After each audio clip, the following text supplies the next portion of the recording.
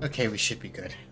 Yeah. The reason why the timer was off is because I was trying to post a go live somewhere and I wasn't paying attention to where I was clicking, so I accidentally switched screens, which caused the timer to like reset.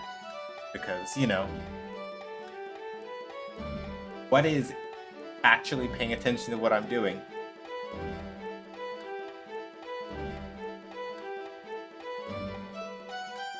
But yeah, hi everybody. Happy Sunday. I hope the day was restful and or productive for y'all. Um, so for me. Kind of just kind of took it easy today for the most part. Um, Probably get back on the horse and like get into like the doing of like things that need to get done.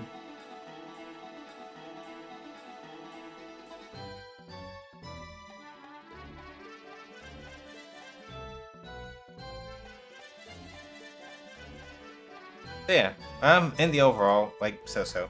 Hi, Stubby. So yeah, how's everybody else doing? Hopefully well. Alright, ouch. Tomorrow's probably a grocery run. Tomorrow's probably a grocery run day, and then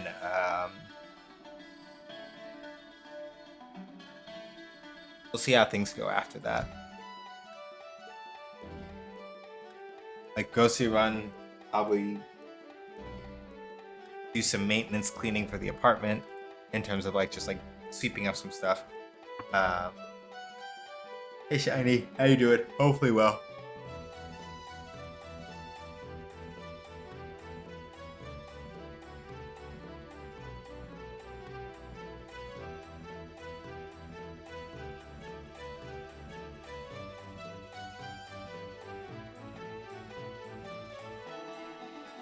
But yeah, in the overall, I'm doing okay. It's just like a little sleepy. My mom recommended me this. Recommended me this iron supplement that she insists is going to be super great for my energy. We'll see how it feels. I haven't been taking it like even a week yet, so we'll see how that turns out and if I actually wind up like feeling any peppier. So part of that is also going to be like trying to get to sleep on time again, which I am doing my best, but it is a struggle to do that. Mostly because on time for me is very different than what a lot of other people say. I'm a night owl. That has not changed, even though like my level of endurance has somewhat decreased as I've gotten older. If I go to bed too early, then I wake up before 10, and then I actually feel both miserable and incredibly angry. So like, I have to go to bed late, but not so late that I like hypersleep, but not so early that I wake up too early to be functional. So what I'm saying is that this is like a balancing act, and my body is like,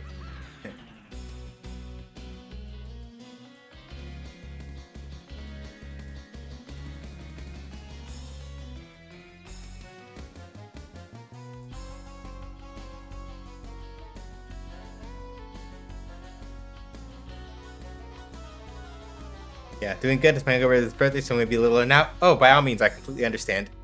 Y'all celebrate, eat cake or whatever other food y'all have in stock, and enjoy yourselves. Please do.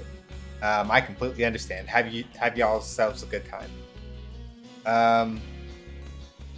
Where we're at with Breath of Fire 4, because that's the thing I remember now. Last time on Breath of Fire 4, broke Cray out of jail. And then basically his mom was like, so, y'all should probably just go see the Wind Dragon, I guess. So go climb the Tower of Wind in Windia and go see the Wind Dragon about wind things. Because your boy Ryu has that dragon eye or whatever, right? So yeah, go see the Wind Dragon about wind things. So,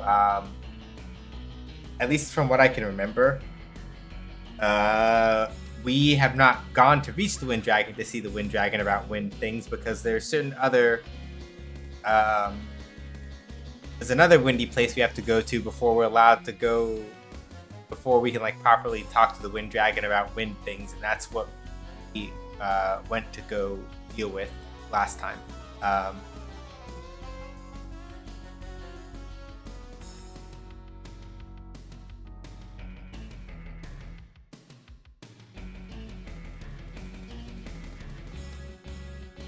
Yeah, that's what it was. Basically, we had to go talk to the Oracle of Wind. And the Oracle of Wind told us, hey, go get the wind flute from Castle Windia's basement in order to go talk to the Wind Dragon in Pung Chap, which is like basically the Tower of Wind where like the Wind Dragon hangs out. Am I deliberately using the word or things related to the words wind a lot on purpose as part of this bit? Yes. Anyway. Breath of Fire 4 featuring detours to Chicago. Feels like it, doesn't it? Any road. So, now that we've got all that bullshit out of the way, let's play some Breath of Fire 4.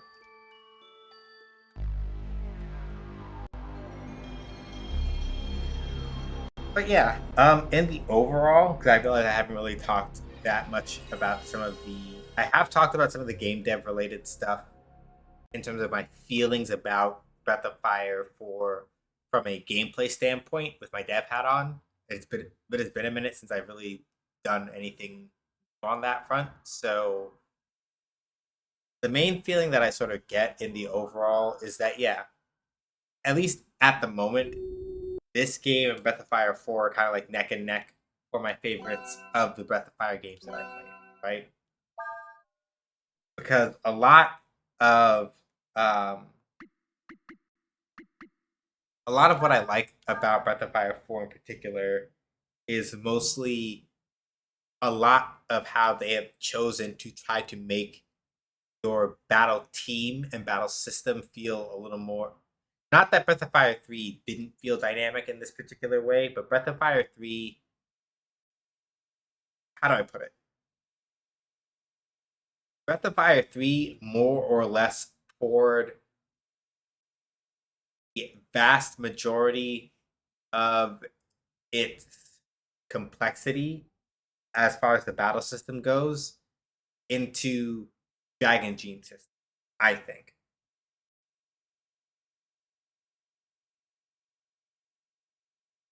Right? I like a lot about Breath of Fire 4, but this like the dragon transformations, like they're less dragon and more bug based. Yeah, I think there's a specific plot point that I can't talk about yet that I know about. Also, hi, Hage Higeman. There's a specific plot point that I think is related to why that is, but I can't say anything about it because it's spoilers.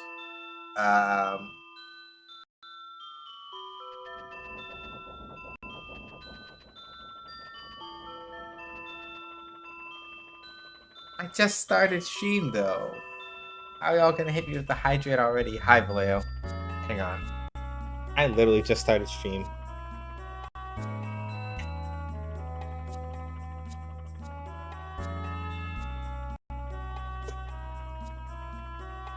I'll even actually go and make sure that it's water too, just for Amari. I have to go shopping tomorrow, so I don't have a lot of juice left. So I'm saving quite a bit. Just for you, it's going to be water first.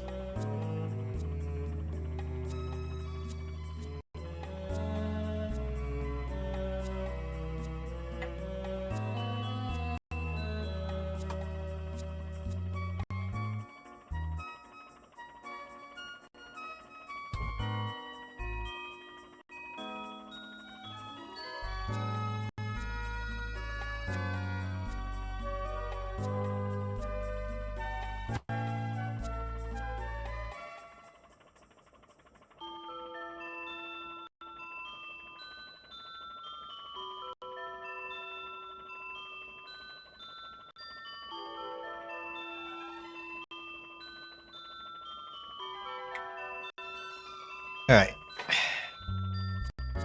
Water consumed, and I have enough to like keep drinking a bunch of it as we're going along, so that's fine.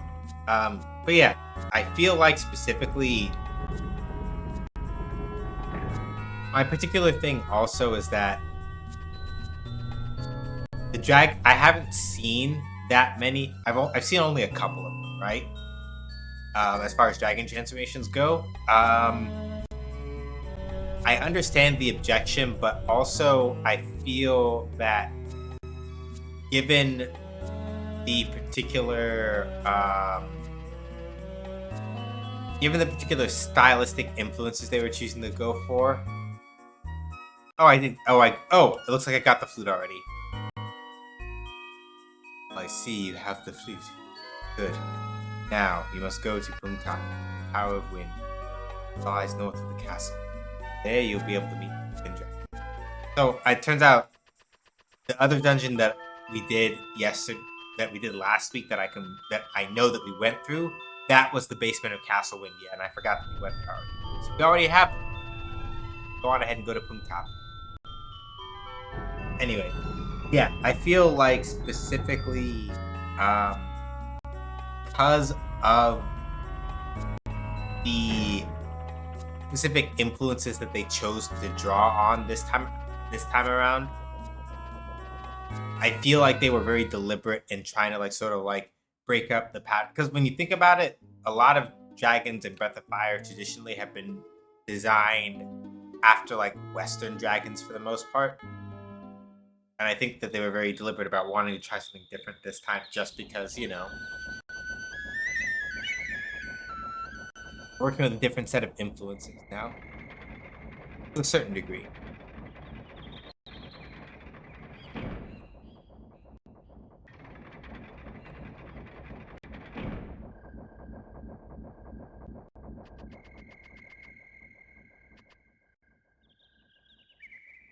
So yeah, I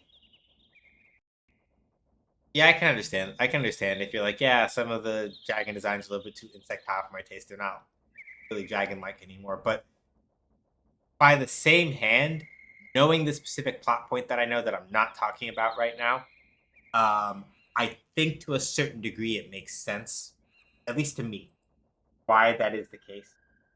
Why the dragon designs are so starkly different this time, and I don't necessarily, for me personally at least, I don't take that as a mark against the game either.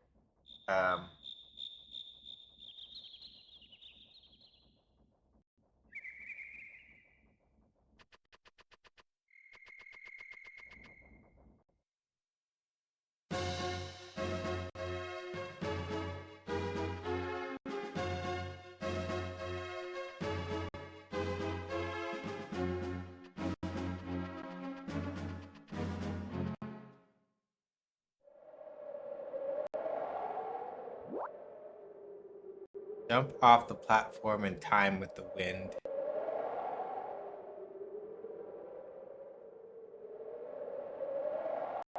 Hold on. Nope. That's plot. We're not ready for that yet. I missed the spot.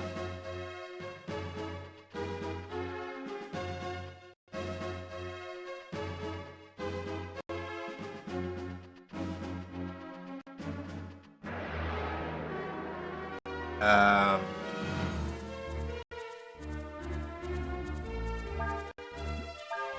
Zombie doctor.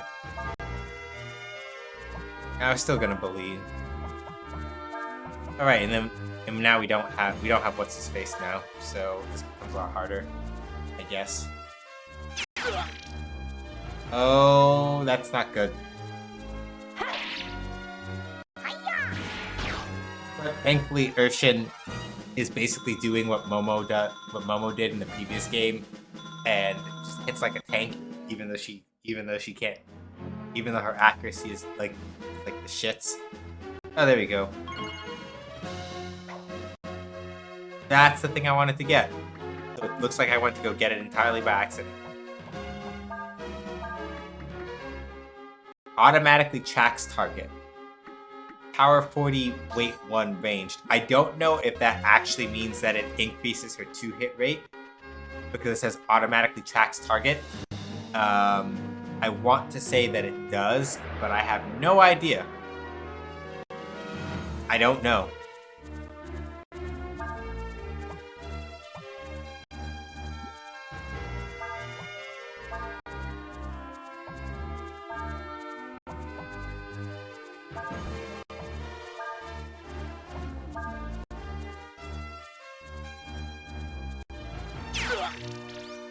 Okay, good. At least that time Kray's not confused.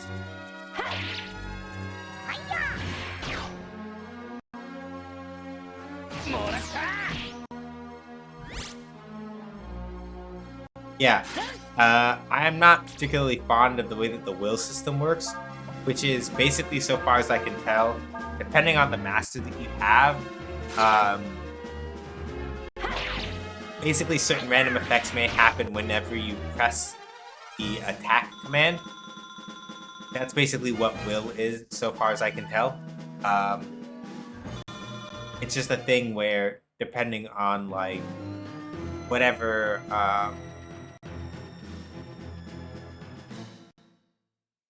okay, here we go. Okay.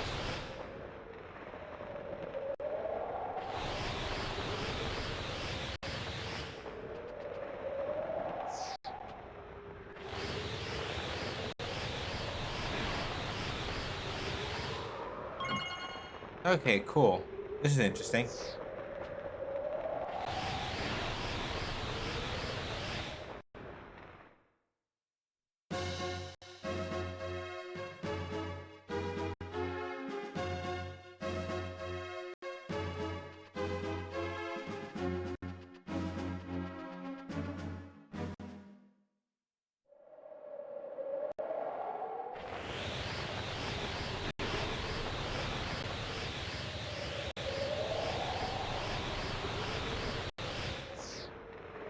Oh no. Hit it too early.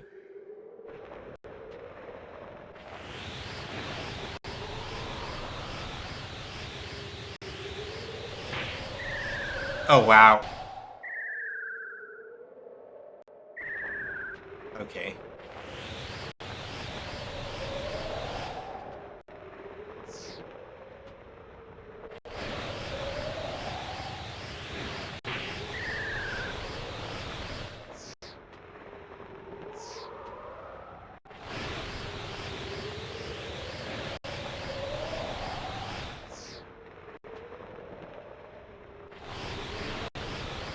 Alright, I got it now. Right. You're supposed to do that, come around to the other side. I like that mechanic's pretty interesting actually. I botched it because I'm a clown, but I like that mechanic. It's very interesting.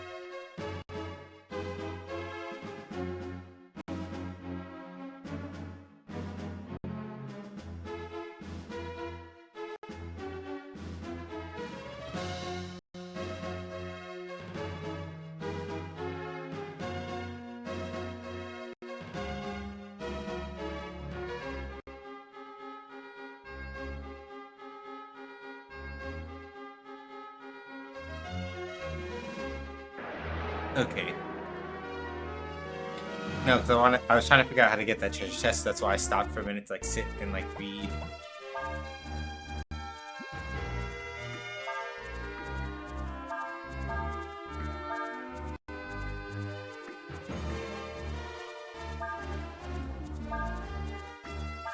No, I didn't want Urshan to defend. Fuck! I did not want Urshan to defend. Not what I wanted to do at all. I wanted Urshan to punch that roach in the face. I wanted Urshan to punch that roach in the face because I hate these things. Oh god.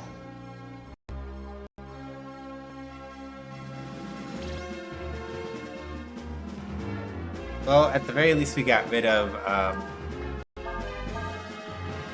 the Drake, so...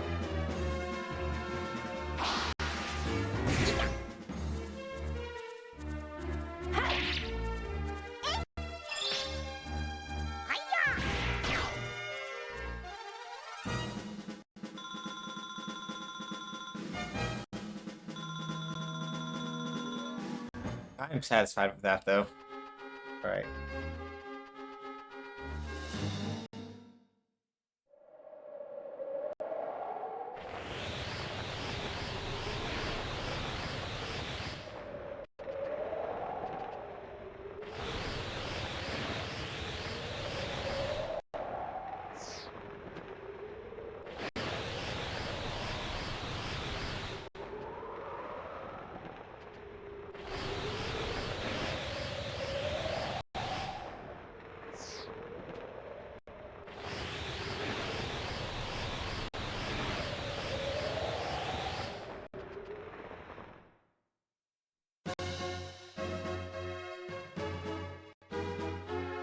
Because, yeah, how do I get that treasure chest?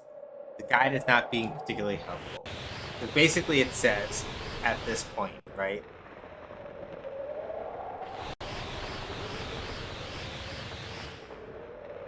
Wait for the next guy.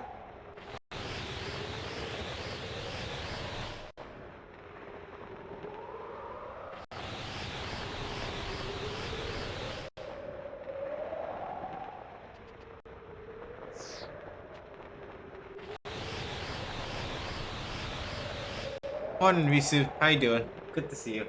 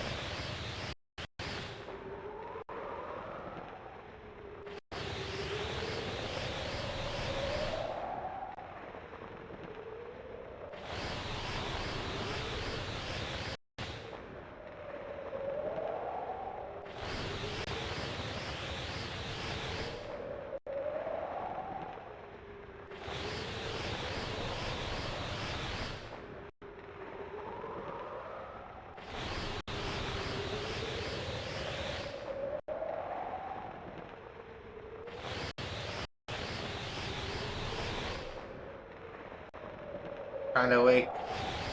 Long day. Yesterday feels like it's been a long month already. Yeah. I mean, fair.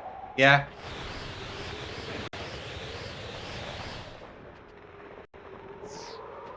I do not blame you. Okay. Am I missing something here? No. So then how do I get to that? Like, if I jump up here, it takes me to that thing over there. Right? Oops. Ah, god damn it. Yeah, because basically the guide is very clear about how to get up to, like... Guide... I'm gonna hit my head and fall now. Yeah, like, I like this part, minus the fact that, like, I can't figure out how to get to one treasure chest up there. Oops. I jumped in too early. Gonna hit my head again.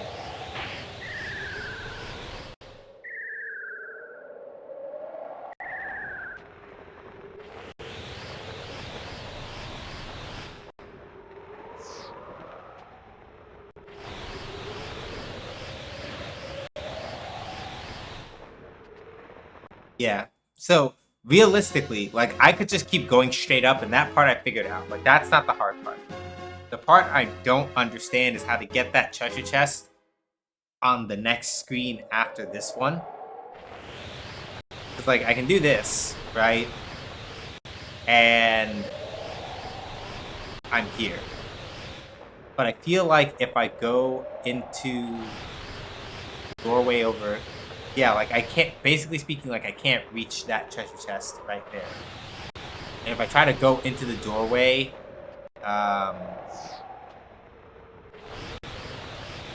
Yeah, because basically after I reach up here, what the guide says is something akin to jump up to the next platform, then continue upwards up to the next level. Grab the chest on a small platform to obtain a fighting robe, then jump up again and you'll be... Right? So it doesn't say anything about go into this doorway here in order to go get the treasure chest. So I do not know if it's a thing I need to do where it's like, I gotta navigate with jumping to get that treasure chest or something else. Because the guide is not very clear on that part. Which annoys me a lot.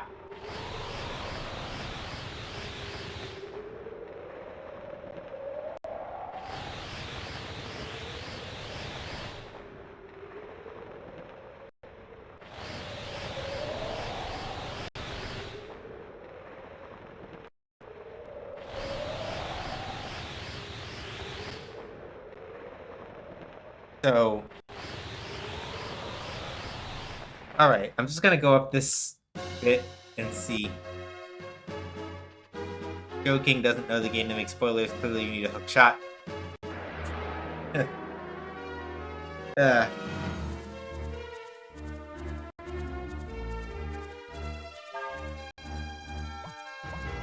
Sucks blood from its enemies, then flees combat.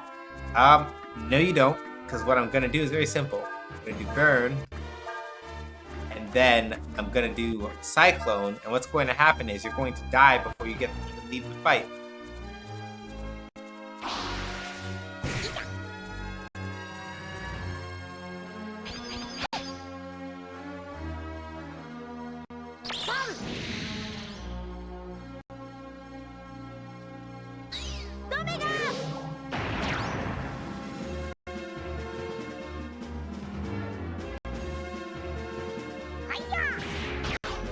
Good, that's handled.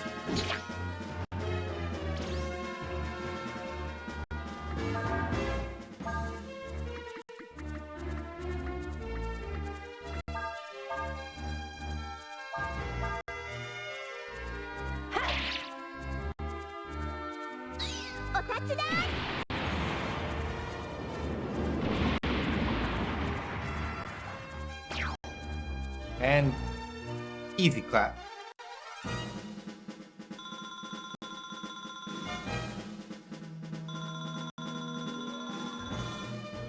Yeah, I'm just gonna go up these stairs and hope that I didn't, like, walk into plot. Because the stairs are long enough that it's like, this feels like I'm walking into plot stuff. And I want that treasure chest really bad.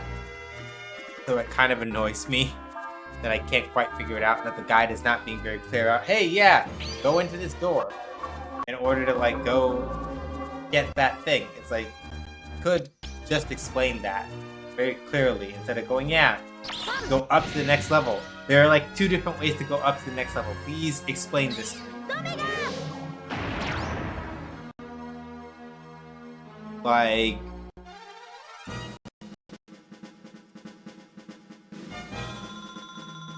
Like y'all didn't have to do that. Y'all could have just been a lot clearer about that and been like, hey, yes, go up the stairs in order to reach the next part.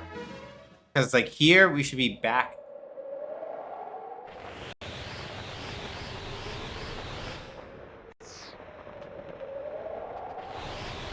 Yeah, see?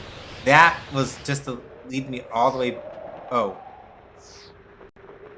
Damn it.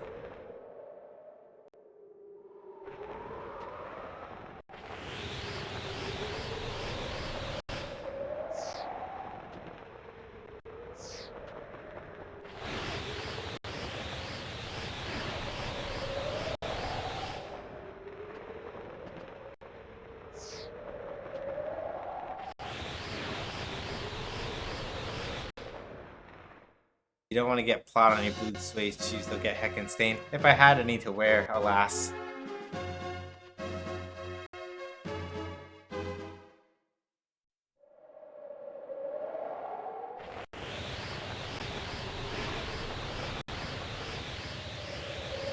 Alright, time to engage Billy Mitchell mode real quick. Because I do not want to have to, like...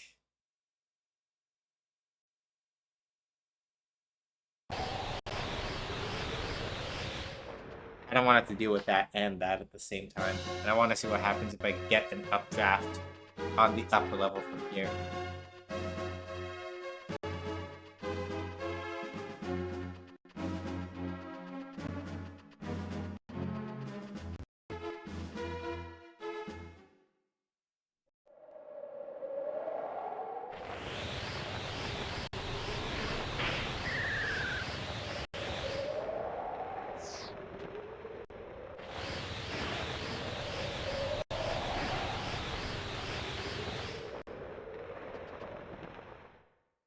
Yeah, because if I do this one... Last time I was on the lower level and I did this. I do this one and then come over here.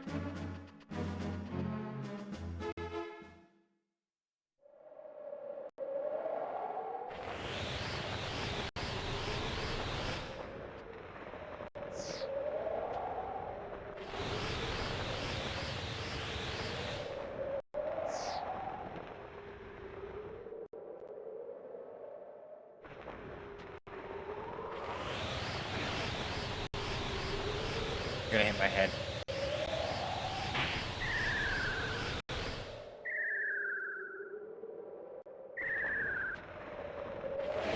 Oops.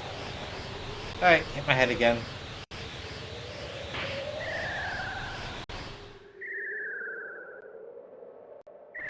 Okay, hold on a second. Okay, wait for the wind to stop, because it's most gonna be impatient and I'm not timing it correctly. Come in here, walk through here. Yeah, so maybe this puzzle seems tedious, but it's not really. Well, let me rephrase that. For me, it's not really that tedious because I understand already what it is that I have to do for plot progression. It is explicitly just me trying to get the treasure chest that's making this take so long.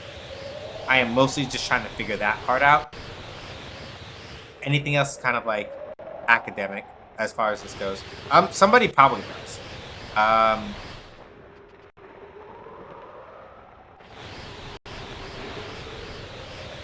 Because it mostly feels like, oh, okay, no. I see. I messed up. I got it. I've got it now. I've got it. My mistake. Because based on when I was jumping off and all that other stuff, I had it and then I botched it. So yeah, in terms of like actually just like progressing plot wise, no, this is like relatively straightforward in terms of like, oh right, what is it that I need to do? Okay, just to be safe, I'm gonna just do a save state real quick. Like here, right?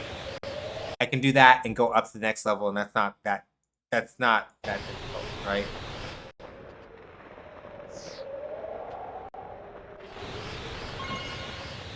Power food. Okay, wait. Hey, Kettle. How you doing?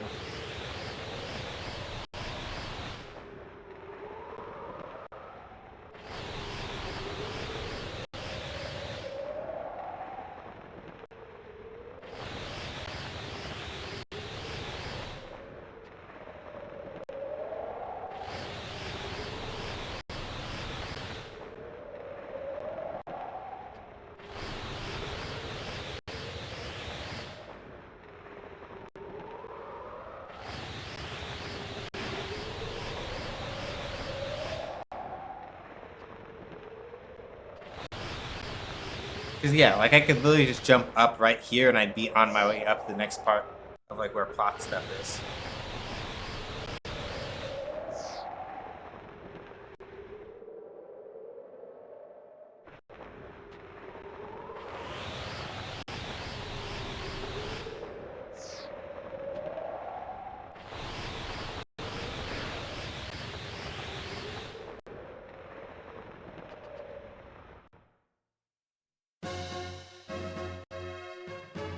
So my question is, where's the power food? Or not the power food, where's the fighting mode we're talking about? My question.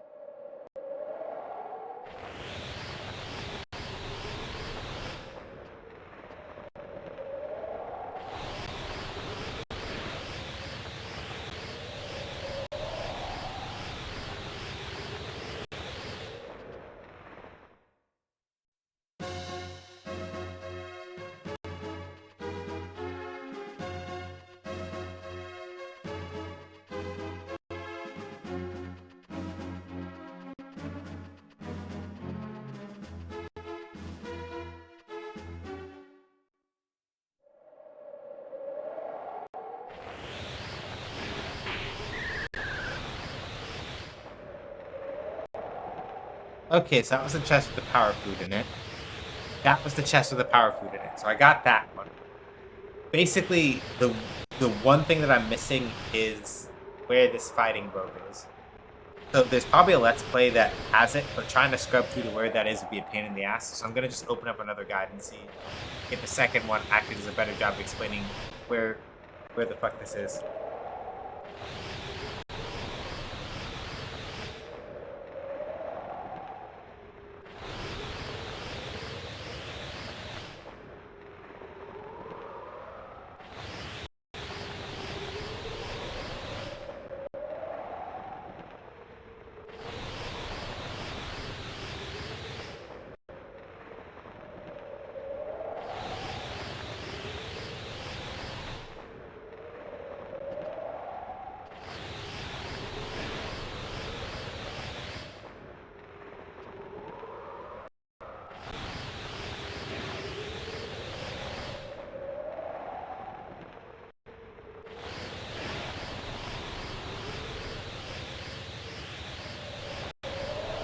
Okay, that's what it was. That's why they didn't fucking explain it properly. So when I say continue upwards up until the next level, what they were trying to say was keep jumping into the wind until it takes you all the way up. Right? And if they'd said that more clearly, instead of up to the next level, when there's literally like, oh, so do I use the stairs or what? Anyway. Yeah, that's why I was like, for the purpose of like actually progressing the plot, right? Like really for this puzzle, it's not that complicated. Just trying to progress the plot. Literally the only thing you need to do is just keep jumping into the wind tunnel at the right spots when the wind is blowing upward. That's it. Like that part I figured out like really, really fast, right?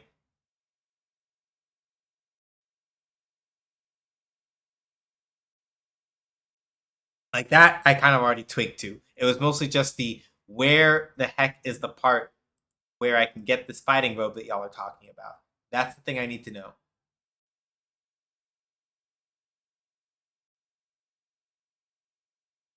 Right? So now that I got that part, now that I have the fighting robe, like we're basically on with the plot. So yeah, like the mechanic itself is not like the only thing about it that's like a little weird to figure out is mostly just the like, hey, lol, where can I jump to like not hit my head on platforms? And in a general sense, it's not too bad to figure out.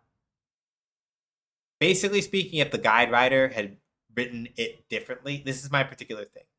If the guide writer had written it in such a way that they actually covered the chests in vertical order, because what happened was they did the 600 zenny chest, then they went all the way up to the fighting robe chest, then came back down to the power food one. If they'd done 600 zenny, then said, hey, go over here to go get the power food ones, then make your way back up to go get the fighting robe, and then go up again and you're out, right? Then that would have been a lot less complicated, right? Because you would have been going in vertical order instead of basically having to go all the way up and then come back down and then go back up again.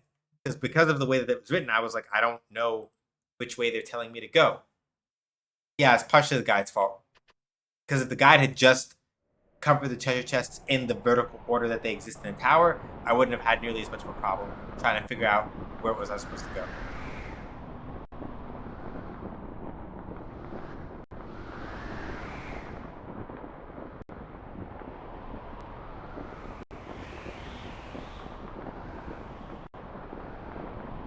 You see that winged gondola over there? We use that to go even higher than we are now.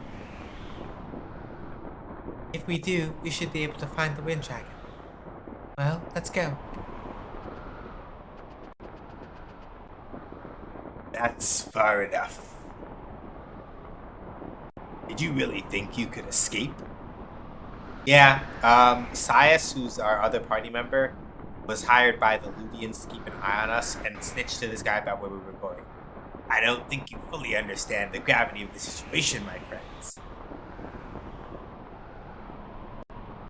You, Prey, and Nina have greatly inconvenienced the Alliance. However, at the same time, you've also given us something we can use against the Empire. Your friend Ryu. Or should I say your friend the Yorai Dragon? I'm willing to make you a deal. If you hand him over to me, we will overlook your transgressions. What do you say? Hand him over? Are you serious? Never. With the wind tunnel throwing you up when you jump down, I don't think anyone understands the gravity of the situation really.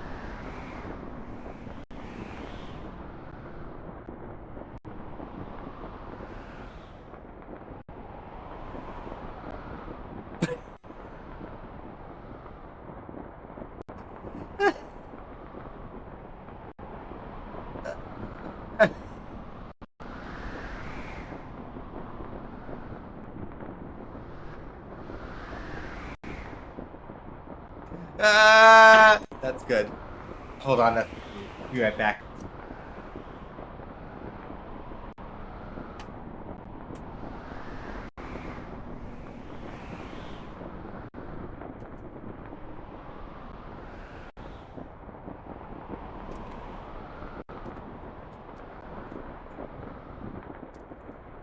Yeah, like the timing on that one, we see.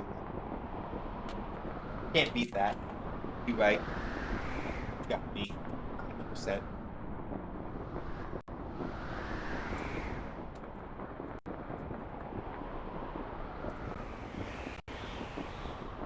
The wind tunnel throwing you up when you jump down. I don't think anybody understands the gravity of the situation. Fucking comedic timing on that. I cannot believe it. The absolute comedic timing of that. It's amazing.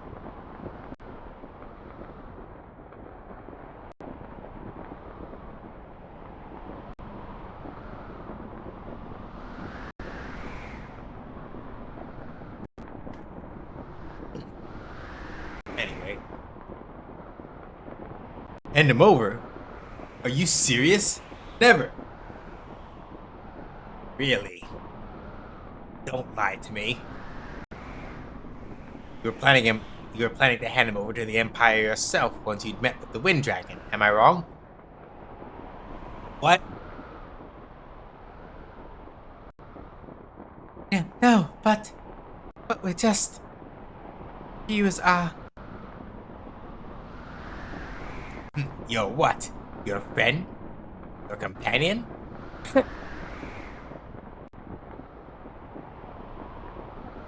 If you will not hand him over to me, I shall simply have to take him myself. I don't even get boss battle music. You don't scare me.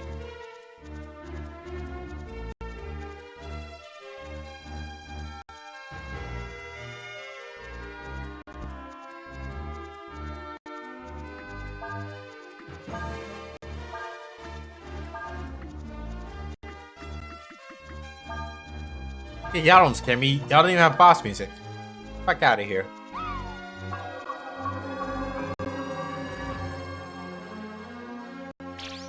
Oh, Nina fell asleep. Okay, never mind. Y'all don't scare me exactly, but now you annoy me. Because literally putting Nina to sleep is the only thing that kept all three of them from eating a gigantic bag of death. Alright, let's try this again, shall we?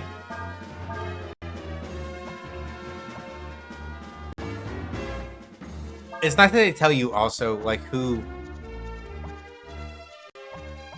They don't even have boss battle music! I hope that was a passable attempt at a Scottish accent.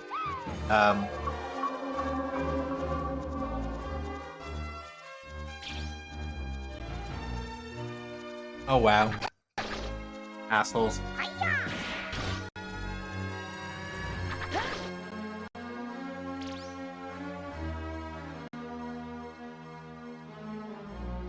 I can't with Metal Gear. I tried with Metal Gear Solid 5 and ran back to the... Yeah, that's the thing. Putting aside, like, a lot of, like, the very...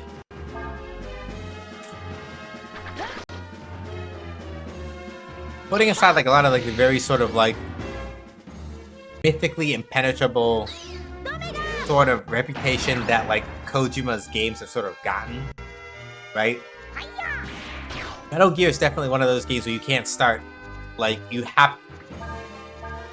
If you're gonna play it without having played any of the earlier ones, you have to go look at, like, a recap video or something. Like, Metal Gear's general plot structure is dense enough that, like, without the context, like, the shit just doesn't make sense. Even with the context, the shit doesn't make sense.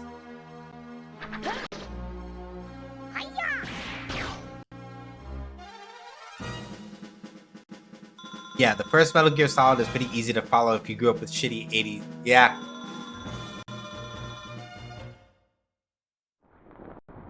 Yeah, like you can play... Like the first Metal Gear Solid mostly makes sense without having played Metal Gear 2.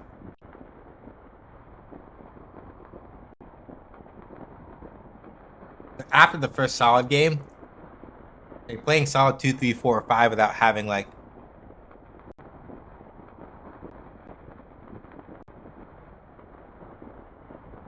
at least played MGS or at least understanding vaguely what happened in MGS is like big headache.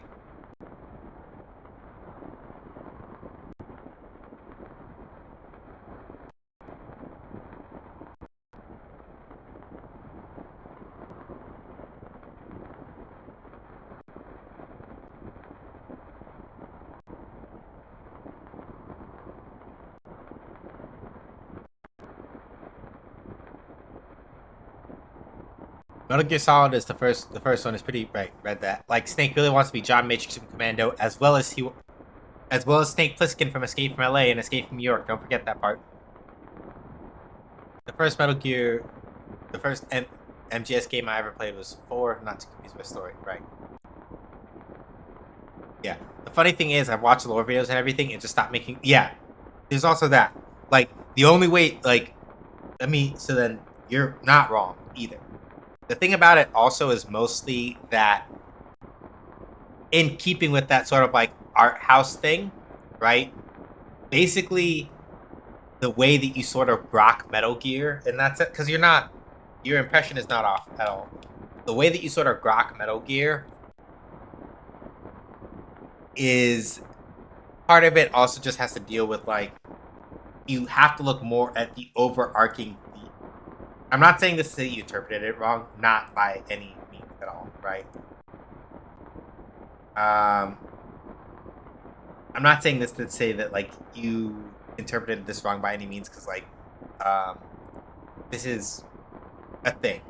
I think the thing in general about Metal Gear Solid in terms of like trying to like follow the plot and themes is mostly that Kojima was worried more about the way that each game sort of like thematically connects on certain ideas rather than like keeping a clean and straight through line with certain aspects of the plot, right? And the lore. Because if you look at Metal Gear Solid, if you look at Metal Gear as a whole, about like as like just what are the different ways in which war dehumanizes people, and then you look at each of the games through that lens, and then deliberately don't worry too much about some of like the weirder parts of the plot, it makes sense. But following it as like a through line with like a relatively like straightforward plot in that sense, no, you lose that really fast. So yeah, this is not me saying that like that there was like something wrong with the way you interpreted it at all, but like probably the reason that you lost it was mostly that Kojima's style of making the Metal Gear games is very couched in, yeah, like what you said, that art house kind of symbolism, but to the degree that, yeah, it doesn't intersect as well with a game so much, because especially when there's a lot of recontextualizing of the characters, and that's another thing, right? Yeah, and that's fair. It's not really on a game like that, I guess. I like that kind of vision, with point and clicks or vision off. Yeah, like that's the main thing, right? I was going to say that the main sort of like thing about it is that Kojima kind of like has that back and forth between, right, how much he wants to say while using like the ways you have to interact with the game as a medium to help facilitate what he has to say, but then that has significant points of like push and pull to a degree that some people understandably are not really into, in terms of like, well, okay, there's that push and pull, but like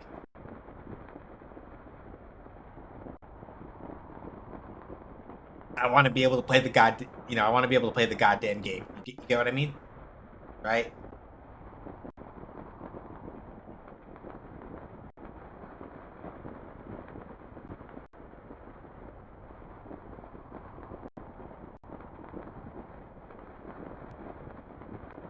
Yeah, it feels like very much like a poli-sci major getting really high in his sophomore year and simply refusing to shut the fuck up. Yeah.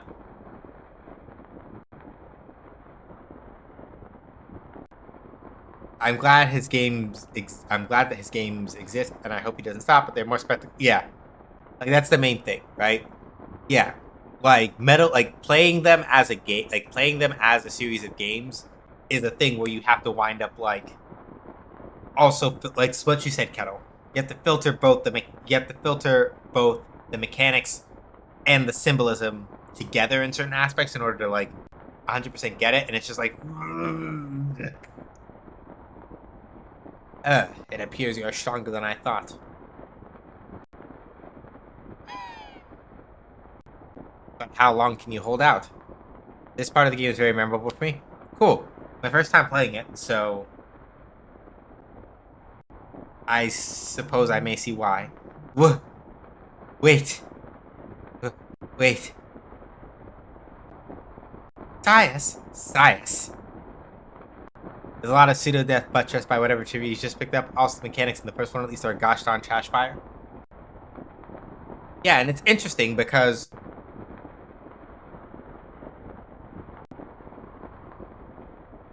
if you played the original Metal Gear and you play Metal Gear 2 Solid Snake, right? If you play the MSX games and then play Metal Gear Solid, it's interesting, right? You play the MSX games, so Metal Gear and like Metal Gear 2, not Snake's Revenge, but like Metal Gear and Metal Gear 2, and then you play Metal Gear Solid, right? It's interesting because from the perspective of those first two games, right, Metal Gear Solid is a step up in verisimilitude, but at the same time, you also have to contend with the things that Risu's saying, right? Where it's like damage to health and boss fights is like like I've seen boss fights in the first Metal Gear Solid. You spend a lot of time like jib jabbing people, trying to get them to like just sit down and die, and they don't hurt a lot. They do not hurt very much, and it's very annoying.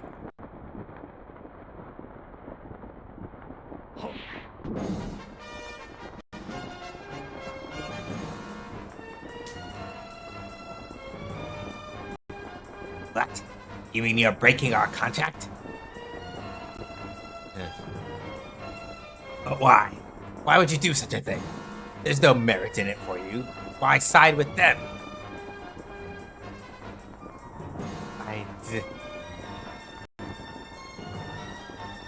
Don't know.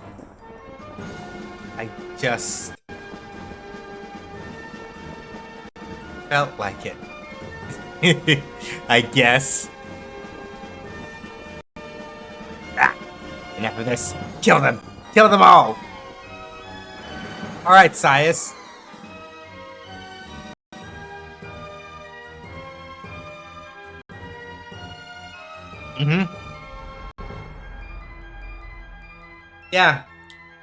Yeah, Heroic Zephyr. I talked about that in a previous stream. Like, when we first got Sias, I was like, yeah. In the Japanese version, actually, he's just piss drunk, like, almost all the time. And then in the English version, he just has a stutter instead. So, okay, I can't use group magic because Sias is listed. Yeah, I think either does. Yeah. I can't use like AoE magic because I will accidentally fuck up Sias if I hit him too much. So, let's not do that.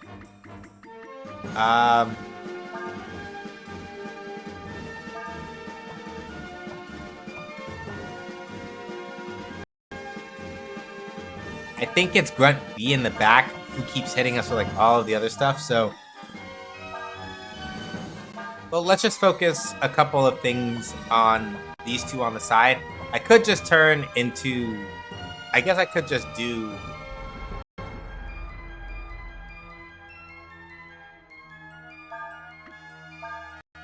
I could just like bust out Aura and just like physically beat the living like horse fuck out of these nerds if I really wanted to. Because it is the boss fight music, so this time I actually probably have to actually give like half a shit, I guess.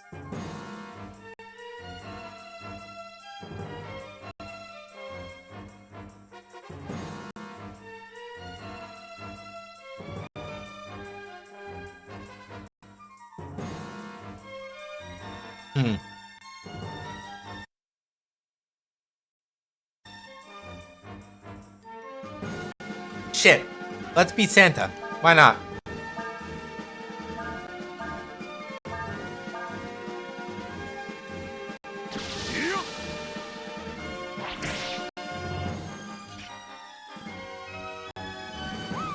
That's unfortunate. He doesn't hit twice.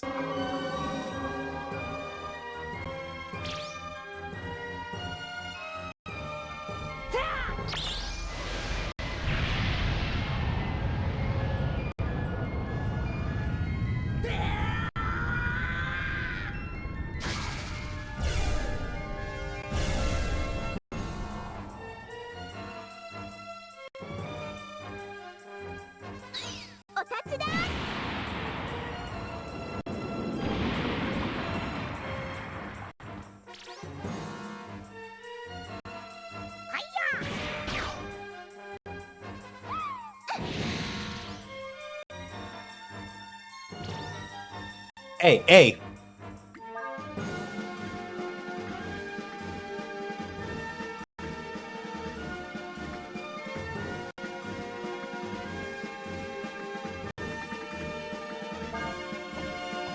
Hands off the princess.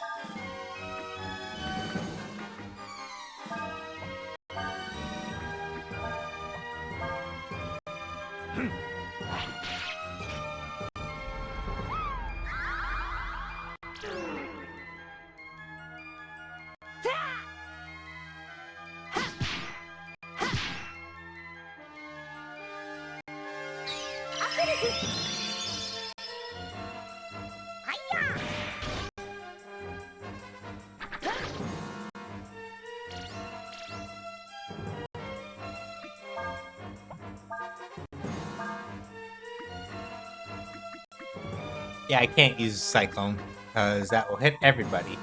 And I am not trying to get Sias killed right now.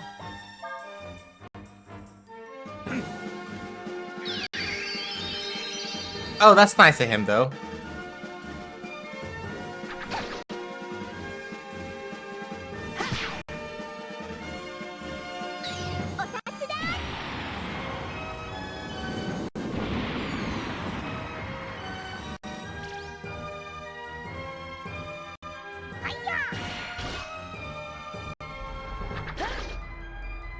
Oops. I did not mean to hit Sias. Oh, hey. So, for those of you that got caught in ads hell, Sias was kind enough to give,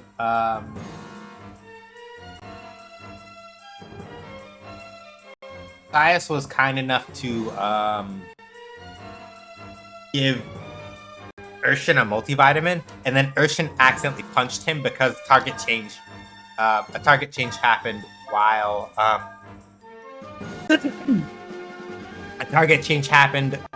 while turns were going.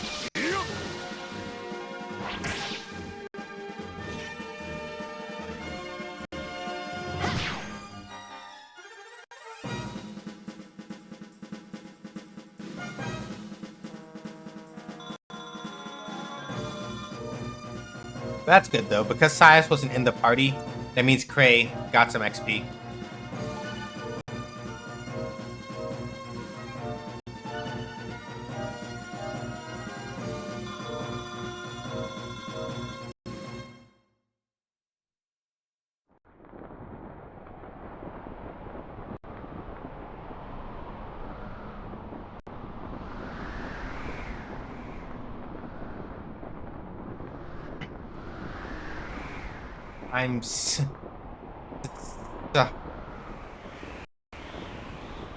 Alright, Sias. After all, it was your job to watch us, right? Besides, you helped us here. Thanks. I knew you all right.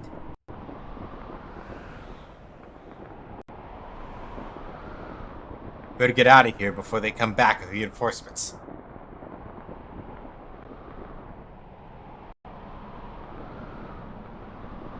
Here we go. Hold on tight.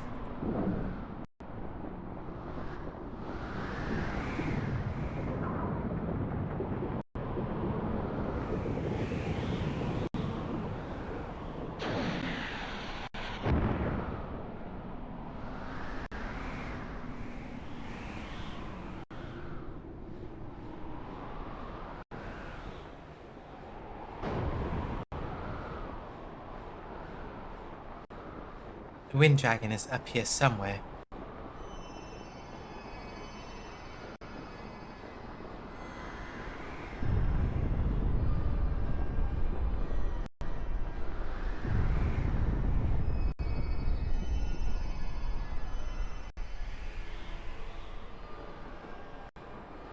Dungridong.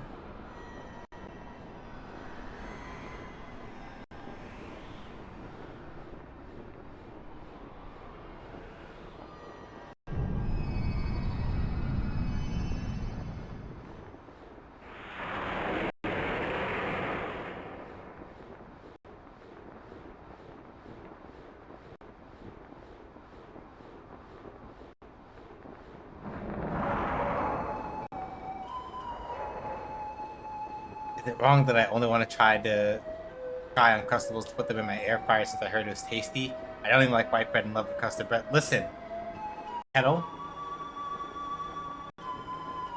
I will not judge. You are talking to someone, if you recall, I eat Cheez-Its and raisins. right? Not necessarily on a regular the way that like I used to use, but I will eat cheeses and raisins and be absolutely happy with that. I am in like less than 0% of a place to judge you. If you live your best life,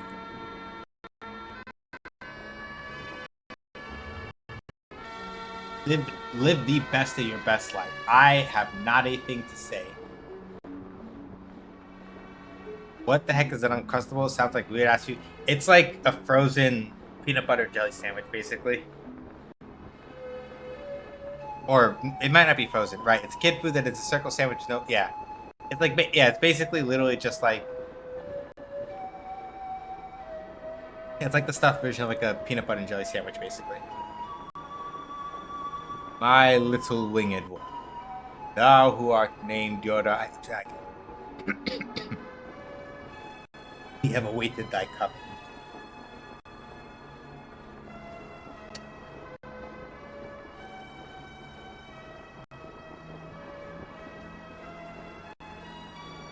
We wanted to talk to you about the dragons.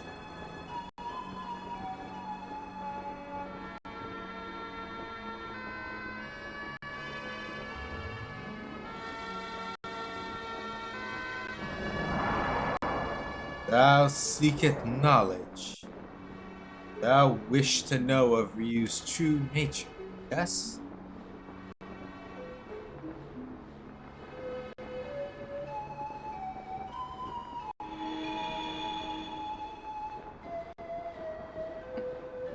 Mayhap this form be more fit for thine eyes. Hey Cat Wizard, what's up? How you doing? Hopefully well. Sometimes people get unlucky and their Uncrustable is placed right on the assembly and says some crust on it. Buns make it a burger regardless of... Oh god. Cube. I sense Cube rule discourse coming. I'm kidding halfway, it's fine. I just successfully finished my first Savage Raid in 14. That was today, wasn't it?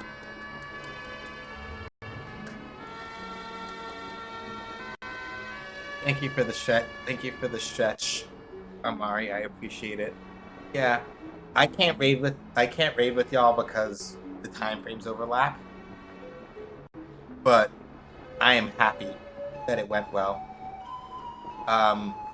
It has been a long time since I think I ever tried Savage raiding, and I am overdue to maybe try again at some point. But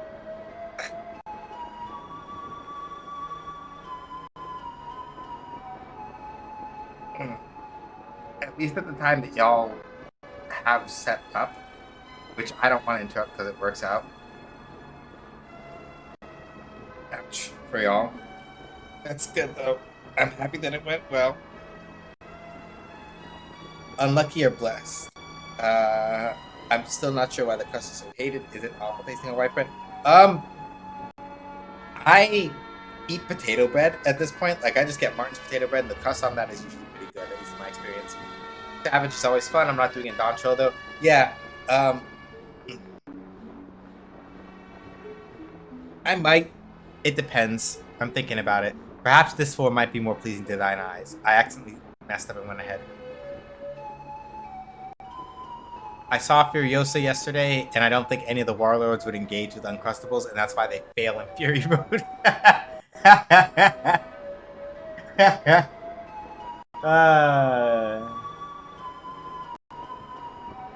Yari yari.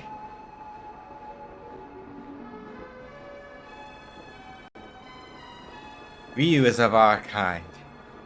He is one of the endless. You mean he's not an ordinary... Oh, right, I forgot her accent. Hang on. and then I slipped and said it. Then I slipped. Wait, while speaking of my own normal. Pardon me, this isn't quite right. I mean, he's not an ordinary person. He is a dragon. In thine terms, he is like unto a god. He is like unto a god. There we go. Yet, he is, at the same time, mortal. At least for now. The Endless, did Gaiman write that? It's basically, it's because basically they had to figure out a way to translate the concept of, hang on. Let me make sure that I go look at it right, because I'm going to get the kana wrong if I don't check it correctly. Give me 1 second.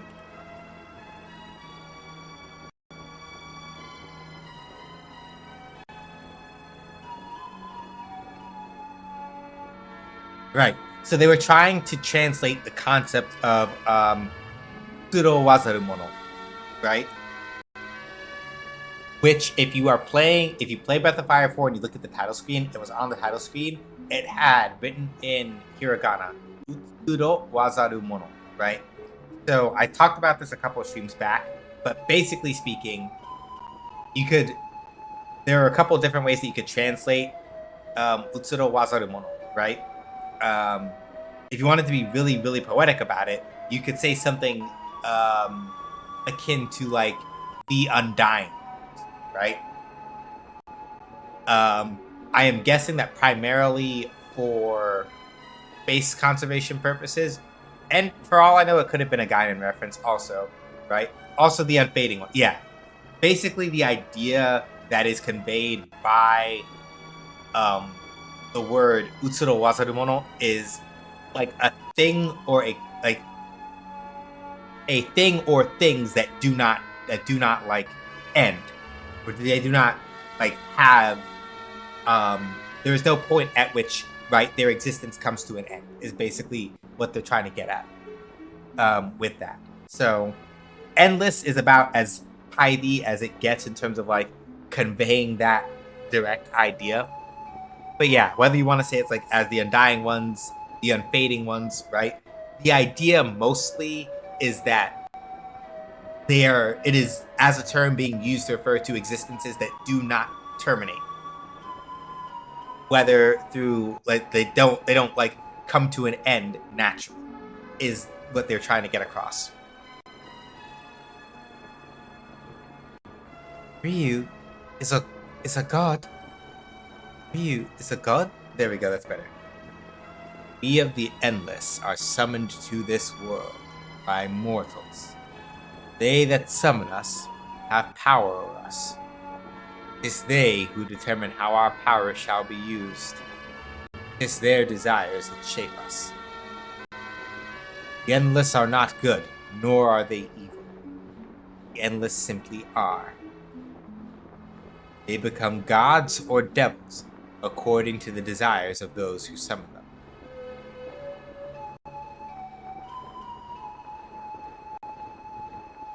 The Yorai dragon, having been brought to this world only recently, is like unto a blank slate. He has neither form nor purpose as of yet. The Empire was trying to summon Ryu so they could start another war. With the power of a god on their side? A little bit there, sorry. We know not the answer to thy question, little one. However, the Yorai dragon, he whom you have named Ryu, is incomplete. To become whole, young man, thou must journey to the place of summoning.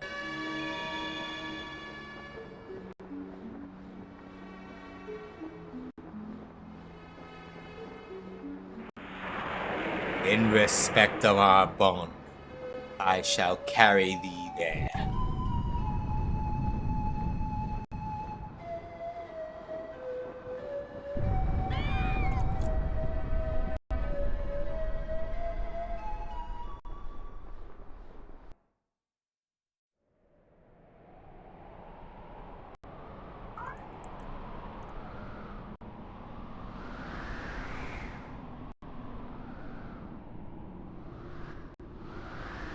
Damn.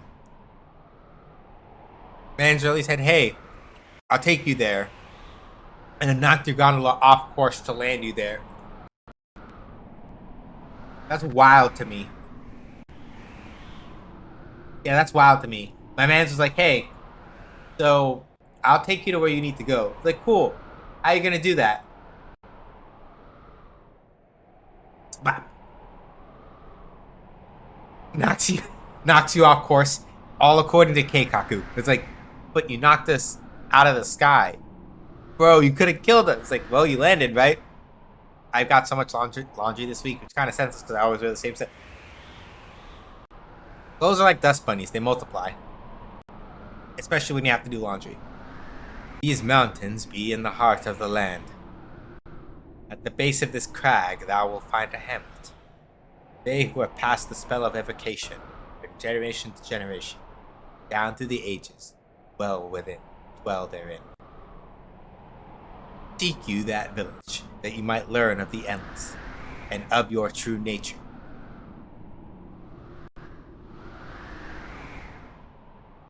Mighty Pungryong, please wait. If you is one of they who endure, see? So, right. Again, right? I like doing laundry, hate putting away clothes, yeah.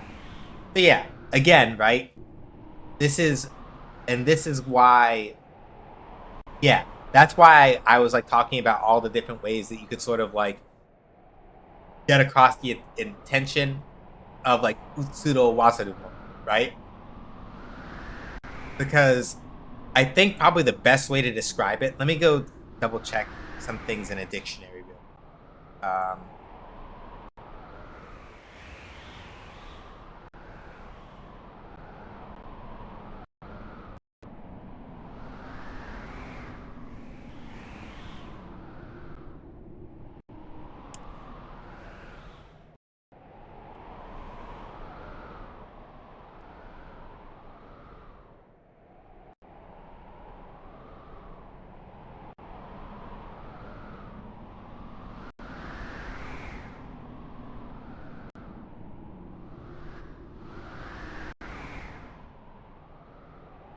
So, right, if you look at just utsuro by itself, right, it is a verb.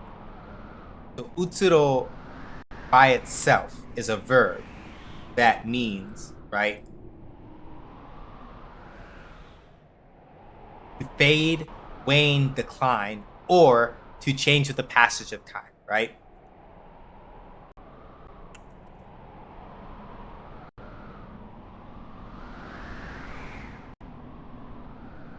I can't find anything for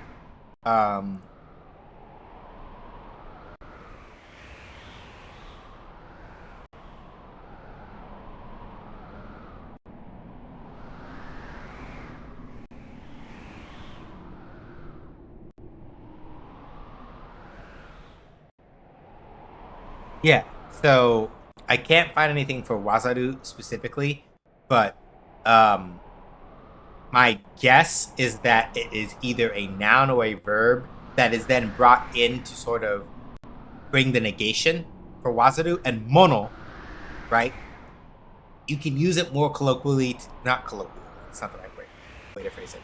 You can use it most often to refer to a thing, right? Like to refer to a thing or a concept. So literally, like, it's something like fading not thing is literally sort of what utsuro wazaru mono means when put together. And so conceptually, right, it means something that is unchanged by the passage of time. And so, in a sense, right, and that's why, like, they who endure is a little more of a poetic way of saying it, but also still very true, right? So whenever you see endless, they who endure, the enduring ones, etc., all if it changes in the script, all of that is utsuro wazaru mono. Just keep that in mind. I'm hoping doing the hardstyle 75 thing will help with not wearing the same thing, or at least figuring out my style that's not short sweatpants. Yeah. Is that why trees are used a lot for this concept? Yeah, I guess so. If Ryu is one of they who endure, what should we do? Listen, O child of mine, that thou might learn wisdom. We possess a power so great that your mind cannot fathom it. Indeed, a power so great that here we are as gods. And yet, how that power is used, be it for good or ill, rests in thy hands. For this world is thine, not ours. But now, you need knowledge that you might understand the events that are to occur. Your paths have crossed with you. You are as much a part of this now as he.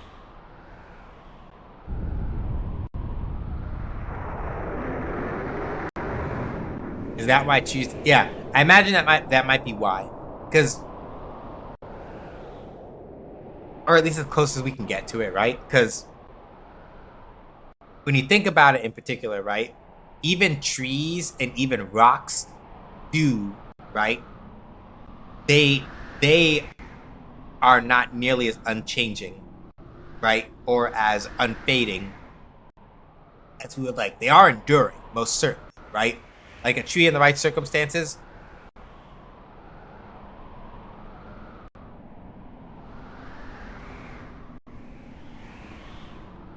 Can like go for like a lot, right?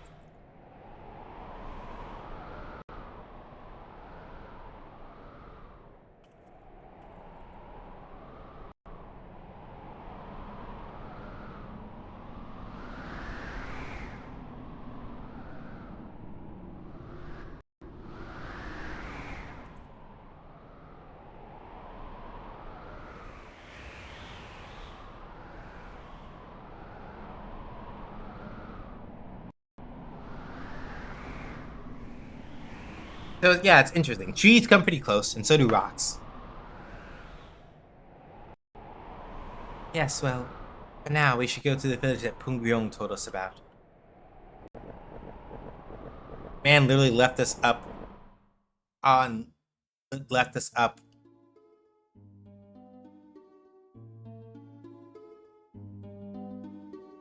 Wait, did my guy? Oh, okay. I was about to get freaked out. I was like, wait a minute. Mountains up here? No. So Fulu is somewhere over on this side of the continent still, right? Basically what happened was Pung Top is over here, and he just dropped us off like up here, basically. So we're still not too far from Windia, but we're like a ways up in the mountains. Right. Cool. I get the advantage in the attack. Now.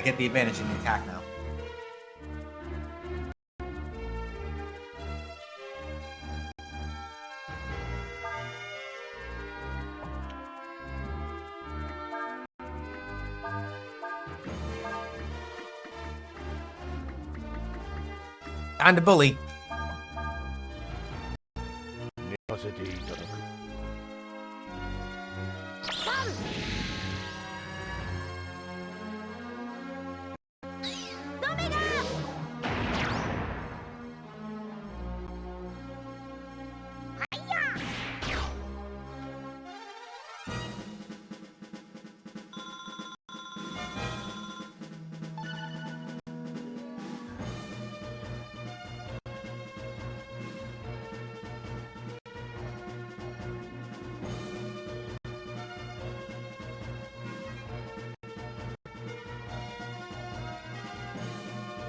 Alright, cool. And bird drop. Did they?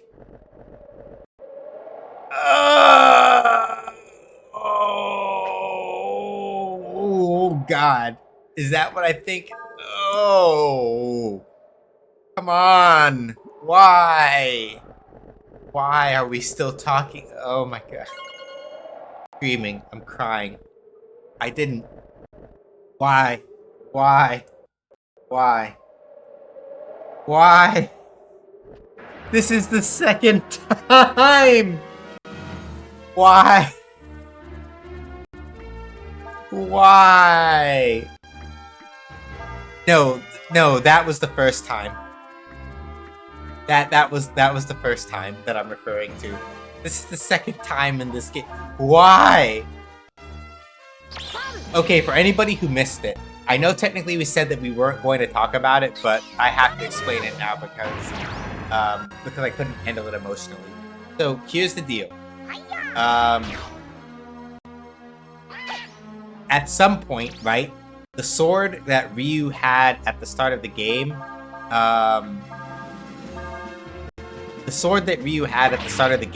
that Nina gave him, was a special sword forged, something something Ludia, something something proof of kingship, something something, right? And then we broke it. But as it turns out, all we needed to do to reforge it was like get our hands on some fairy drops. And basically, as you might have, or fairy tears or whatever they're called. Anyway, the point is that as you might have figured out by now, the game was very clever about how they did it. But as Sias pointed out, it's very and he didn't finish. So as far as we are concerned,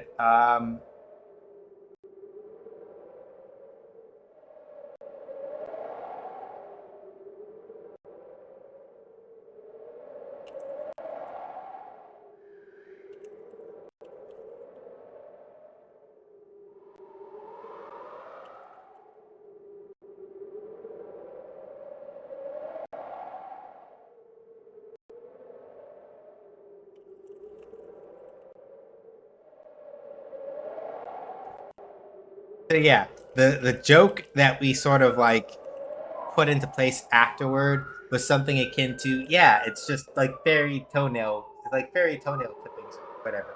But my brain broke and I couldn't hold it together and keep the joke going.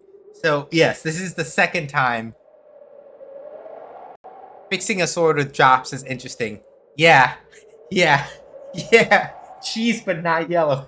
Anyway, Breath of Fire 4 is certainly a game, TM. I tell you what. So, let me go back to the strategy guide and figure out what the fuck I was supposed to be doing. I like how we went from like an actual deep philosophical conversation about like the nuances of what and why it means to be undying, talking about fairy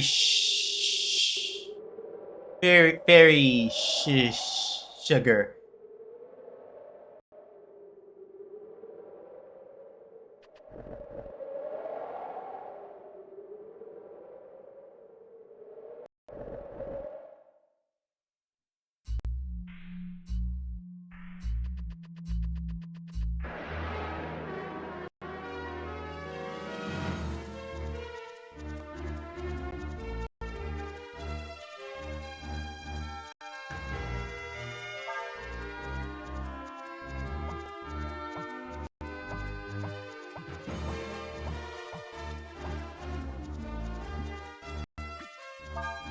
Okay.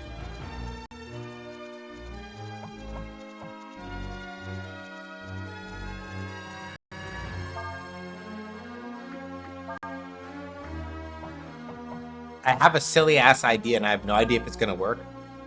But I'm gonna try it.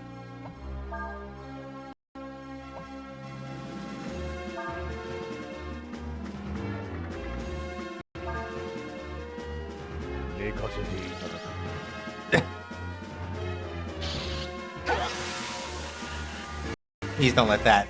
Okay, it missed. Howling is never a good time.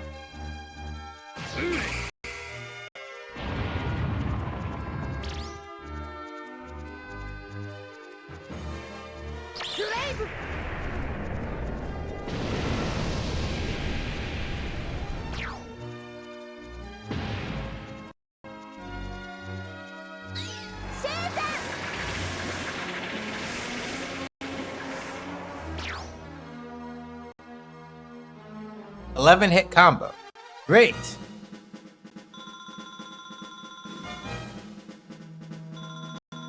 But yeah. Oh God, why?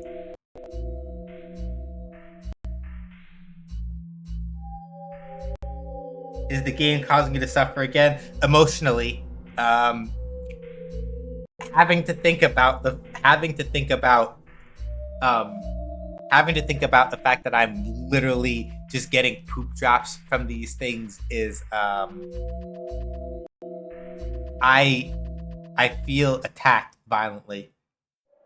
The fact that sugar is a euphemism never fails to crack me up. Why is that the replacement word? I guess it's because it's the easiest to it's the easiest to sort of like describe, or rather to swap out at the last second because shh, right? I think that's why. Um,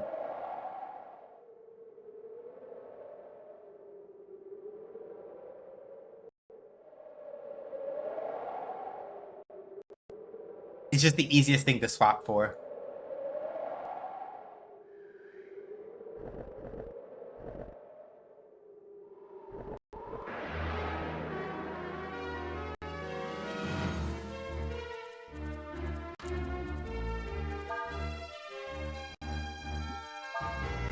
Uses watch enemy to find its weakest opponent and attacks. Okay. So what I'm hearing is we just punch you in the face until you stop moving.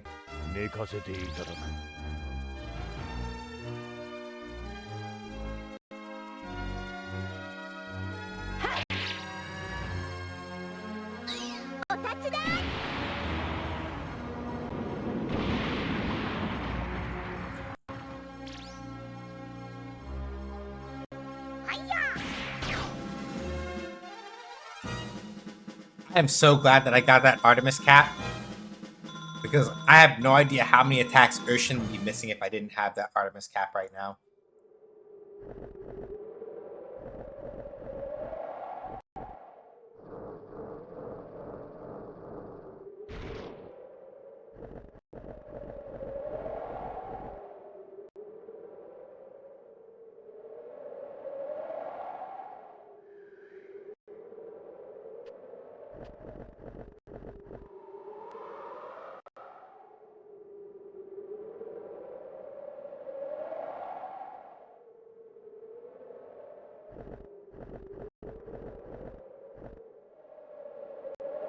Okay, I can't move the camera here.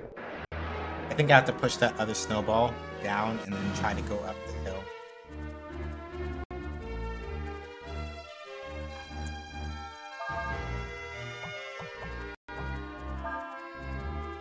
But yeah, I'm just really... I like, particularly in this game, and this is... Let me go back to the thing I was saying way earlier.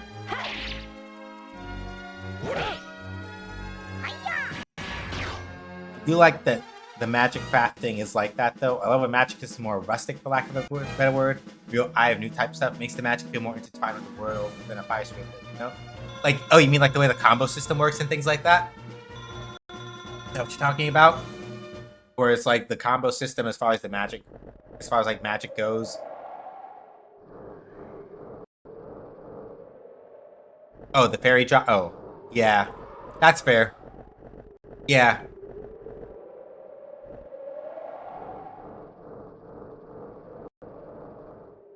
Yeah, yeah. Like, for all that we are like memeing about, like, oh god, oh god, oh god, oh god about it. Yeah, I get what you mean. Where it's like the physicality of, um, like the physicality of the world around you is important and it matters. Yeah, I get what you mean.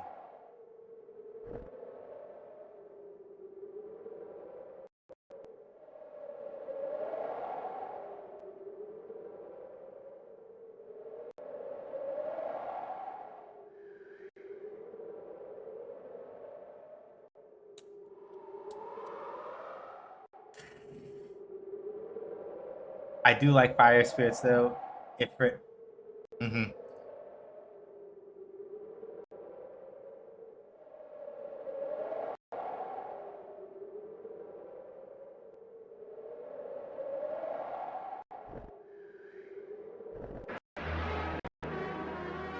Shiva is in a fire spirit. Look, Final Fantasy X, Shiva, she had it. All I have to say is that she has it together, right?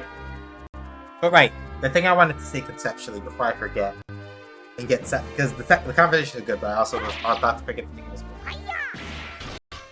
Right, earlier in, yeah, Ten Shiva is powerful. Yes,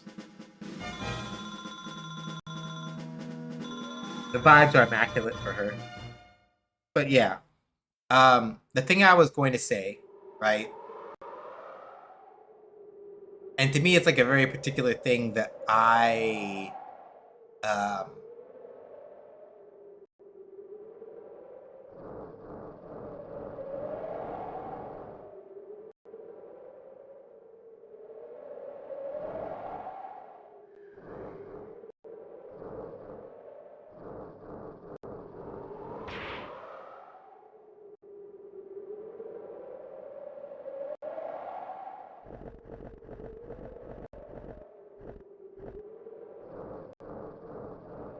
okay, good. Because we want to push this one.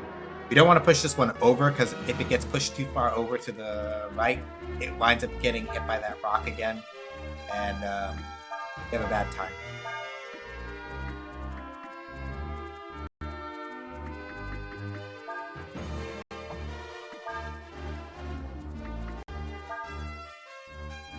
Right. So conceptually, right? The thing about Breath of Fire 4, this is going back to the thing I was saying earlier.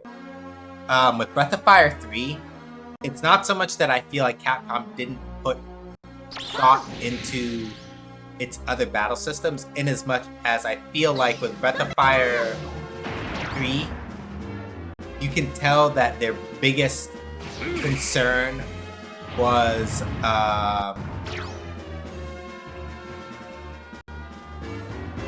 their biggest concern with Breath of Fire 3 was largely the Dragon Gene system, I feel like.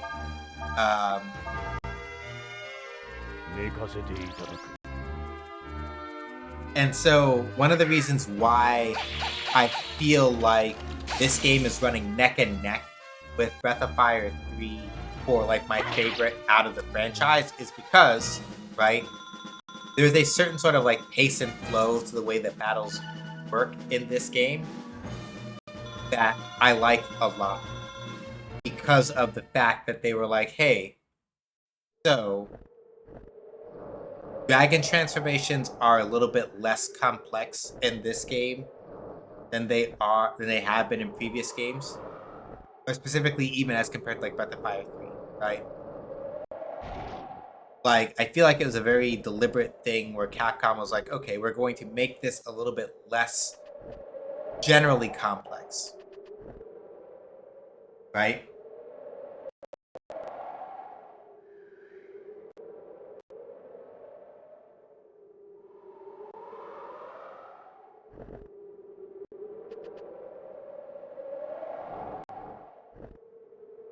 And it was a thing where they were sort of like very deliberate about that, right? Where they're like, okay, here's the thing, we're going to, generally speaking, make the dragon transformation system less complex, and then we're going to roll some of that complexity back into the other battle system stuff, right? So, and I like that approach a little bit because, and here's the thing, this is not me knocking the Dragon Gene system, like not by a long shot, right? But the thing about the Dragon Gene system from Breath of Fire 3 is that because of how complex it was, if you are the kind of person that like really enjoys like being able to dig into systems and like experiment and do all kinds of like weird stuff, right? Then the Dragon Gene system is really good for that. With the flip side, that because of the way that like Ryu's particular skill set is set up in Breath of Fire 3, it's a little bit hard, unless you like spend a lot of time in like random battles and things like that, really sort of like sorting out what does what and how, right? You sort of miss some of the fun of it if you are not choosing to interact with the Dragon Transformation system a lot in Breath of Fire 3. And one of the things that especially makes that like a hard balance to strike is that Ryu is basically your best healer in Breath of Fire 3, right? Like as far as like stat buffs and things go, he gets group defense raise, he gets some of the strongest healing magic, right?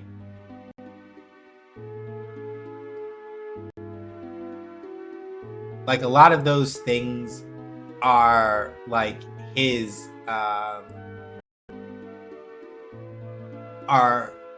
particular strengths, right? Which means that in a lot of like boss battles, right?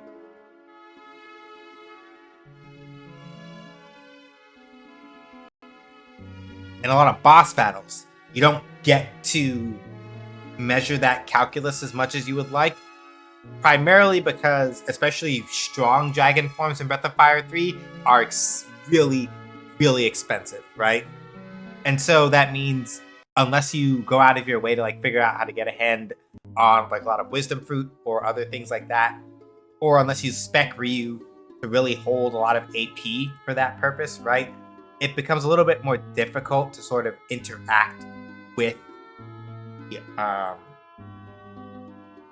the dragon transformation system in Breath of Fire 3 to a certain extent, right?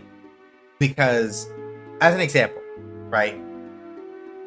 Obviously, IRT Kaiser in Breath of Fire 3, like the best version of the final dragon form that you can get, is clearly meant to be very strong and very powerful, right? But Ryu loses probably at least a quarter. If like that transformation on its own is something around the neighborhood of like 50 something AP to start off with, and its maintenance is at least, if I remember right, it's like a quarter of that rounded up, right? So you burn some 50 something AP just to stay in it, and you burn at least another 20 to 30 something to maintain it every turn, unless you basically like rig things so that, for example, you're using chain formation with a Ray who is like specialized in agility or whatever, so that you can get EX turns and basically cut down your expenditure on IRT Kaiser to like every other turn or something, right?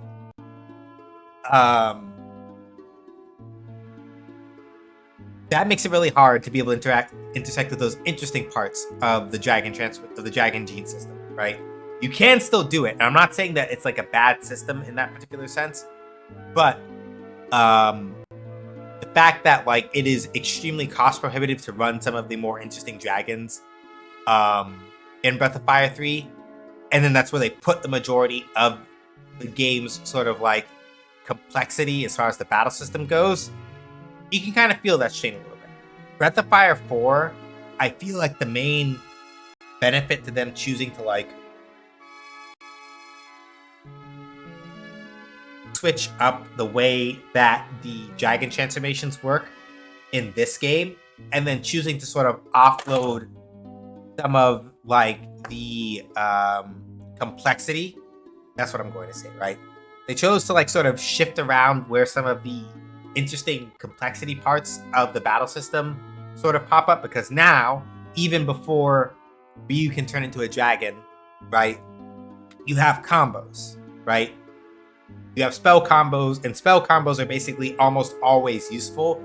And generally speaking, even the dragon transformations, like turning into Aura in this game, for example, doesn't lock me out of using combos, because combos can not only be made with spells, but also like status moves. So you could do something like a blind attack mixed with a double strike in order to try to get an attack that does damage and blinds on a stronger physical attacker and things like that. So like the combo system and the way that works sort of like spreads the death into systems that you are more likely to be interacting with more frequently as you are playing the game.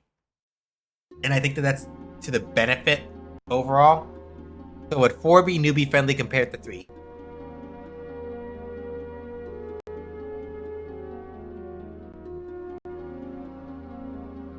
Kind of going to yes, because aside from that, also get. I'm going to show off one of my favorite quality of life changes in Breath of Fire 4. That is another reason why I'm like, this is a very strong contender for being like,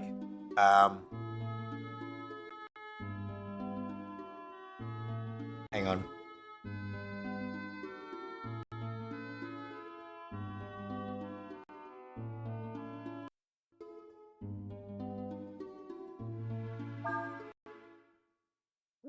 So, one of my favorite, a couple of things. First and foremost, if I want to go to the fairy village, for example, all I have to do now is literally talk to a fairy in camp, and bam, fairy village, right?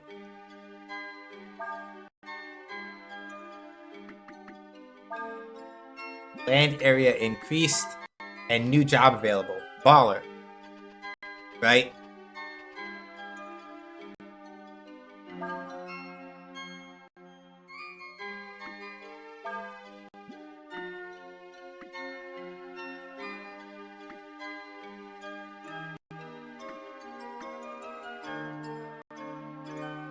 What game had a chubby chibi genie for their fire sprite? Like, I can see the character design in my head, but I can't place the game.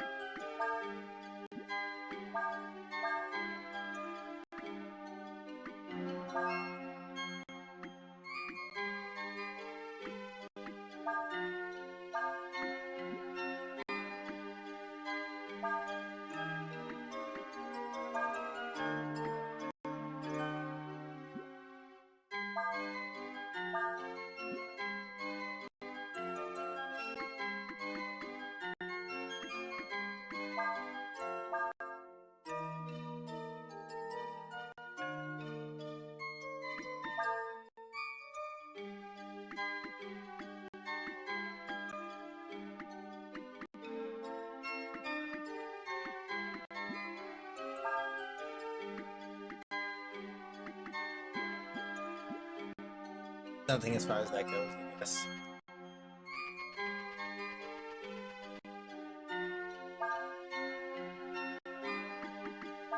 So Lanny did that, and then Choi was thinking of jobs. I want to see if I can figure out how to assign a job.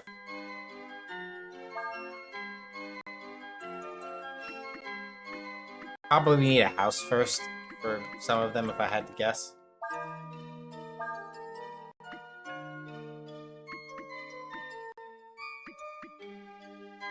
Let's just leave it at normal for right now. But yeah, to actually properly answer your question, Kettle, in some aspects, I feel like yes.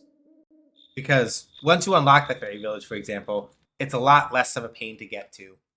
The master system is introduced much earlier, and get more information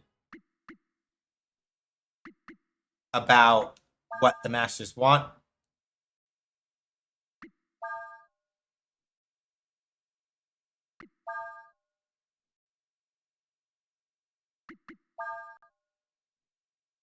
Momo is like the only one where they like don't, where it's not as upfront about it. But right, check the things that the masters want. You can swap around your masters from here, right? You don't have to go back to talk to the master unless you need to learn something new, right? But you can check the master's require. More importantly, masters don't have level up requirements anymore, right? So in Breath of Fire 3, if you wanted to learn a skill from a master, you had to have whatever character you wanted to learn that skill had to be under that master for an uninterrupted stretch of time. Like, you couldn't swap somebody from one master to another without basically having to start over again, which is why I had to like I had to use Peiko as like an emergency fix for something that I was doing in the Breath of Fire 3 run because I messed up and I took Nina off of a master like one level before I meant to, right?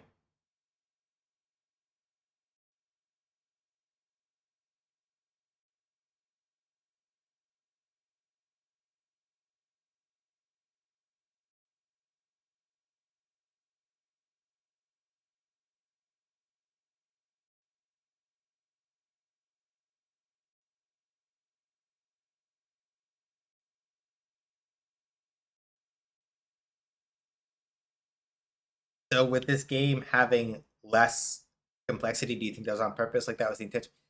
Um, I would say that it's less that this game has less complexity and more that they have deliberately chosen to sort of spread it a little more even, right? Because the main thing is that a lot of there are the specific nuances of like the order in which you put spells in, right? In the spell system and in the combo system in order to get specific combos, right? So, for example, you can always do fire then wind to get some form of like a fire wind spell combination, right? Earth, if you're going to do an earth combo, it's either earth and then fire or whatever else it is before and then earth, which I suspect is like water, maybe. I don't know. I haven't tested it yet. If you know, don't tell me. I'll figure it out later. So, yeah, I would say that what I think, this is just me kind of like spitballing it, right? I feel like a lot of what happened with this game was very deliberately them choosing to narrow their focus in certain aspects of it in order to facilitate a more rounded experience, right? Because to go back to the thing that I was saying earlier, right? The fact that you interact with the combo system, even in like regular battles, right? You notice that I use combos a lot, right? I'll bust out the dragon form for like boss fights and things like that. But just working with combos in and of themselves, right? You get a lot out of that. And there's a lot of planning that you see me do around, okay, right.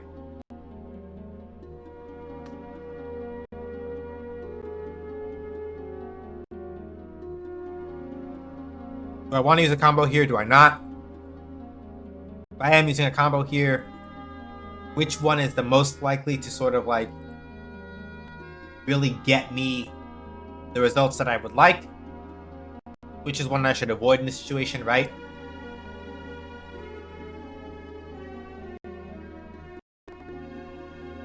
There's a lot more flexibility. So yeah, I feel like with this game in particular, they were just choosing to be like, let's, from a battle perspective, so like with things like, yeah, you can switch in and out party members freely, you can sort of more freely think about these things, right? I think that they deliberately chose to sort of like reformulate the battle system around making the battle system holistically a little more fleshed out. So if like Breath of Fire, I'll put it like this.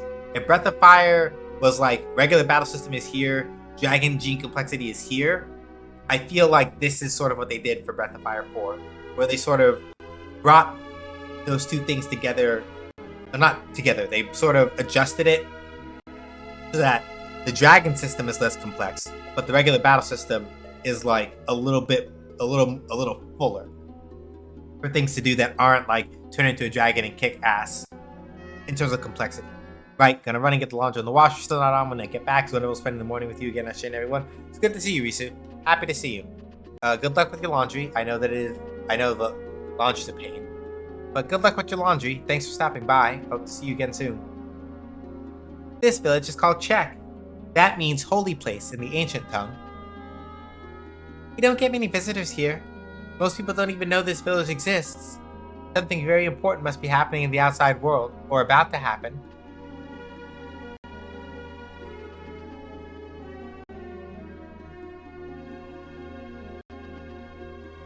We don't get many travelers here, so I've got nothing fancy. Still, you can stay if you want. I'm good. Cool, Aurum. So yeah, that's what I would say, Kettle. Right? I think that this game very deliberately did aim to sort of like make the changes that it made. It's very much on purpose. But my main feeling, such as it is primarily that it was like, it was less about making the game less complex and more about taking sort of some of the depth of the Dragon Gene system and finding ways to sort of elevate the rest of the battle system to that level. Humans are called they who pass because they are mortal, meaning that they change with time, grow old, and eventually die. The gods are referred to as the endless. This is because they do not change with the passing of years, nor do they die. Did you just steal a nugget of gold from these children? Anyway, can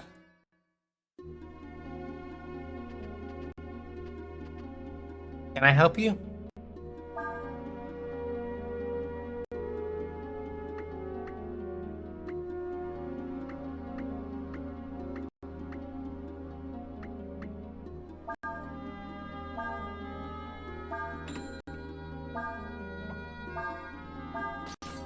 Give Cray the mace.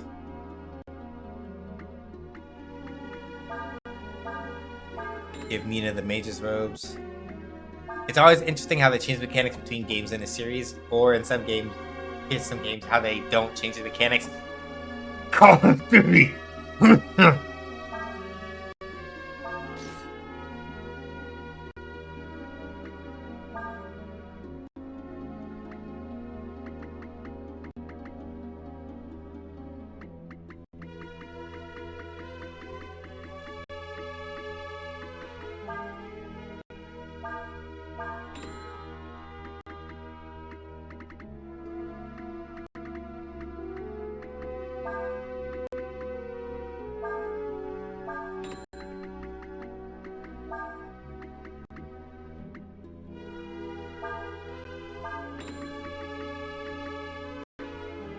I think they just update the EA football. Like, the EA sports games do, like, vaguely get, they do vaguely change mechanically, but, like, very barely.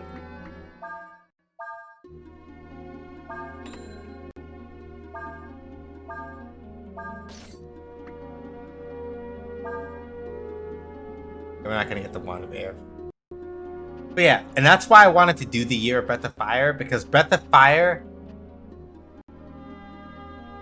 What? Why are they only children here, you ask? Well, we're not all children, you know.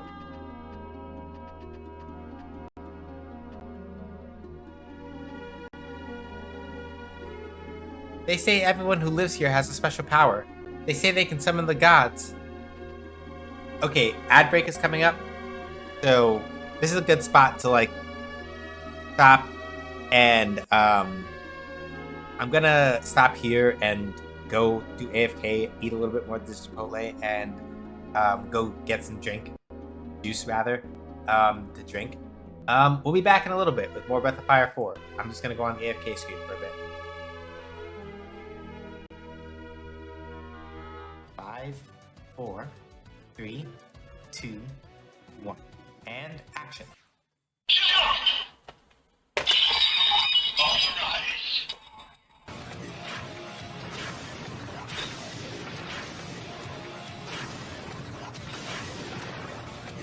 Henty! The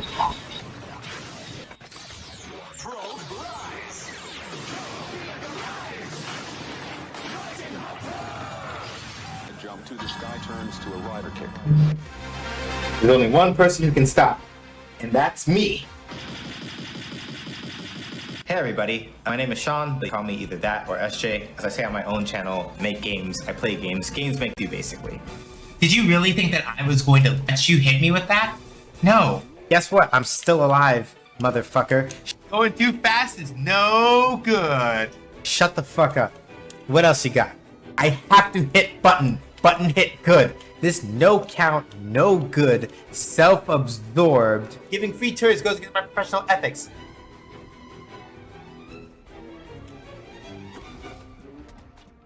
I saved your ass! Yo, the nerve of this motherfucker. The absolute gall. Complete stinkiness. Do you see these motherfuckers? They stole all my shit!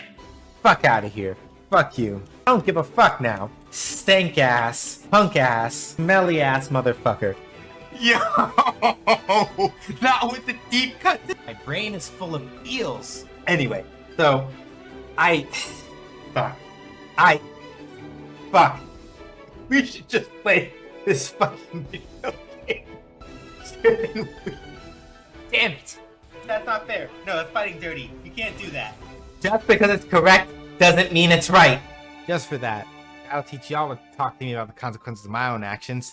And now, this poll that I'm not going to look at the results of yet, I'm lying, I'm going to look right now. Jesus fuck! Why are y'all like this? What was the reason? This is all according to my calculations. We will probably be fine.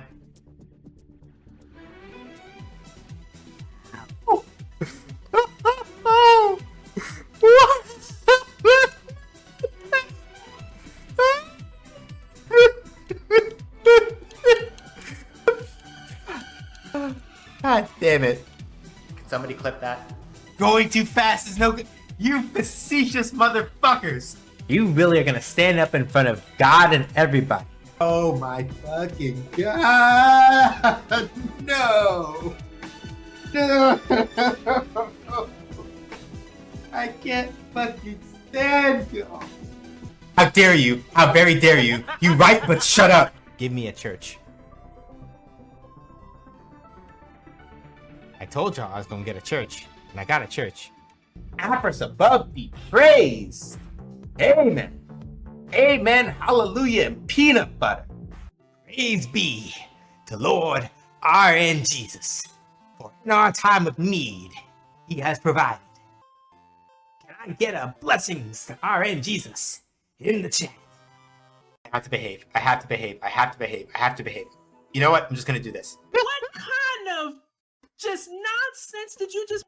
What in the hell do you mean? You put me on your whole motherfucking screen?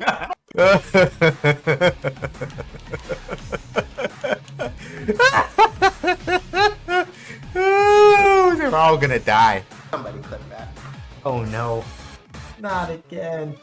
Y'all do what I think y'all did? Y'all can't bully me like this. Y'all got me all kinds of twists turned up right now. I don't know what the... I applaud you, but also, God fucking damn it, I would just be like, fine, it's fine, it's fine, it's fine, it's fine, it's fine, it's fine, I should be fine. Fuck all of you. No! No! No! That's not how this works. I am the danger. Oh yeah!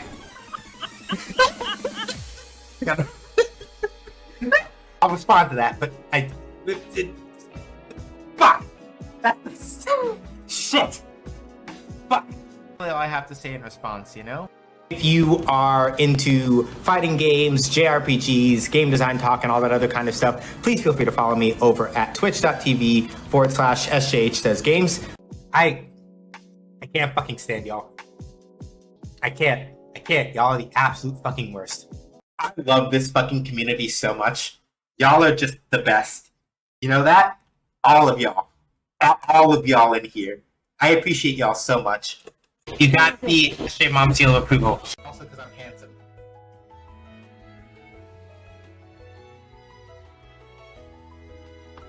Good job.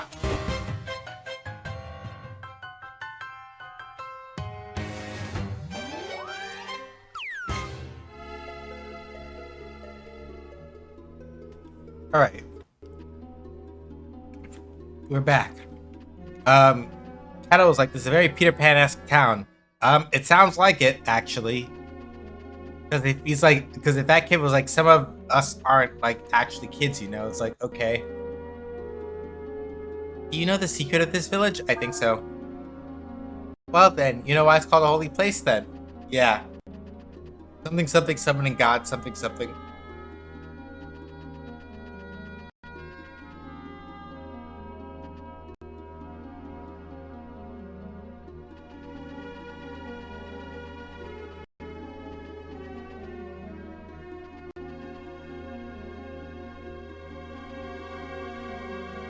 It's the Apis' home. Okay.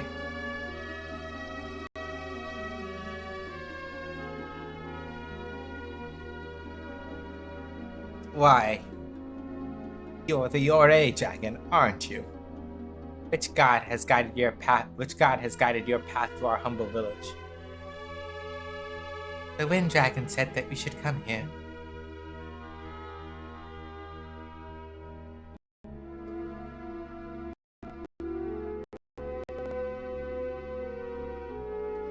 Kung Ryong told you to come here. That would mean you must be from Windia, yes? Oh, I'm sorry. My eyesight isn't what it used to be. Oh, I can see you just fine. I just can't tell what you look like, that's all. I know that might not make much sense, so I'll try to explain it.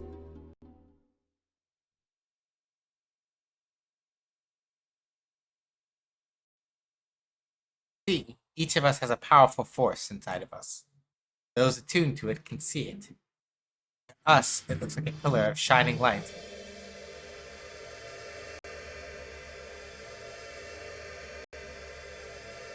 Each person's light is different. Its color, size, the way it glows. All these depend on the person. Are you talking to Brad Pitt? Not quite. This pillar is each person's life stream. The path their life will take. Their life force itself.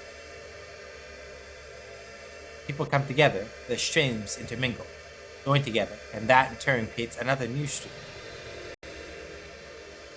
Now, the stream of one of the Endless is very large, very powerful. So powerful, it can affect the stream of the world itself.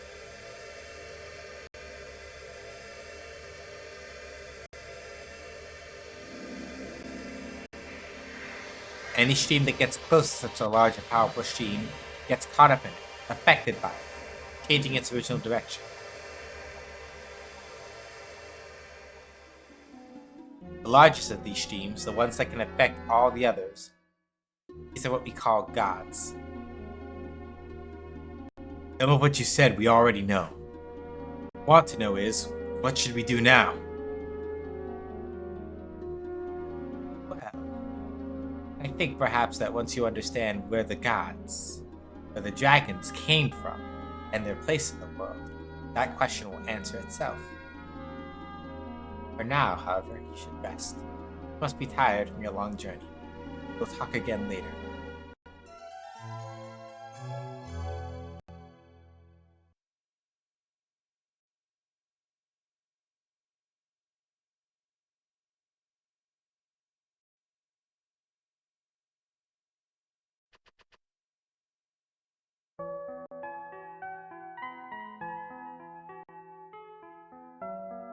Phew. I didn't want the others to hear me, so I had them sleep. Here, in your dreams, we can talk openly. Oh, what? Oh, shit. I know what you are. You can't hide it from me. I know you are one of the Endless. The real question is, who are you, and where did you come from? Centuries, we here in this village have summoned gods. Summoned the Endless to this world. Ungryong the Wind Dragon, Niryong the Mud Dragon, Saryong the Sand Dragon. It was we who brought them here. Yeah, I get that. You are different. You are not summoned by us. What are you, and who brought you here? I don't know. Ryu does not know the answer to that question himself. What the fuck is Urshin doing here? That is what Urshin says. What? But how? You.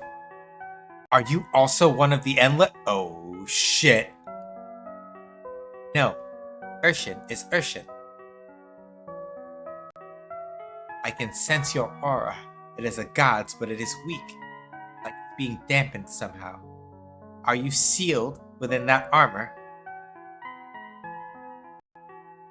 Yes. That is why Urshin says to let her out now.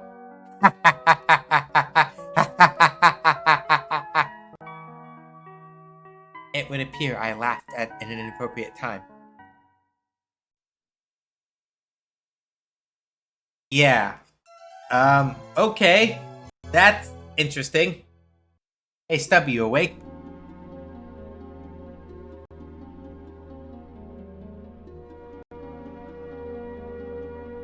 Interesting fact.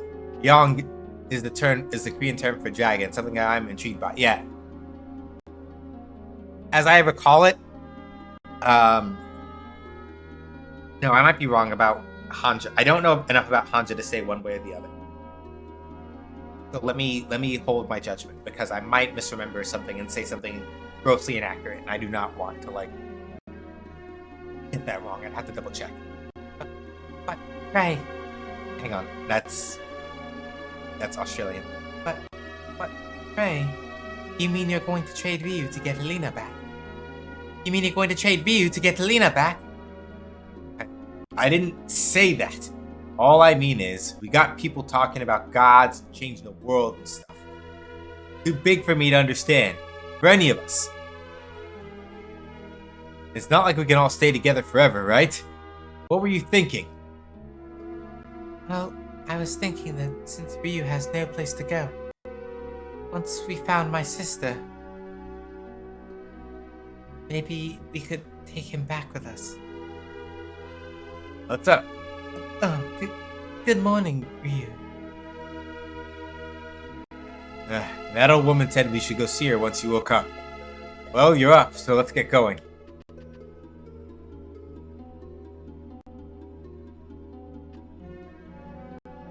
Yeah, very big. I didn't say that, I only implied it. Energy, yeah. Ah, there she is. Looks like they're going to do something.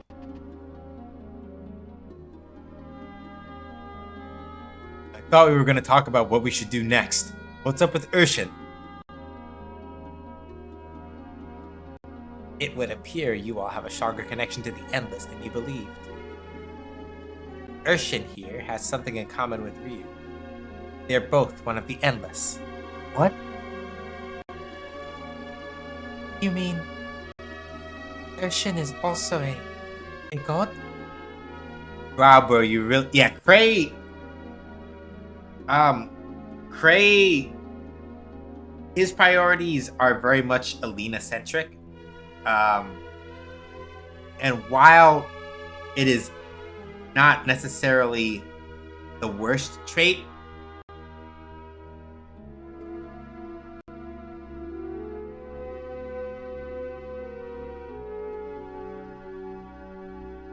but it kind of causes him to, put it bluntly, being too,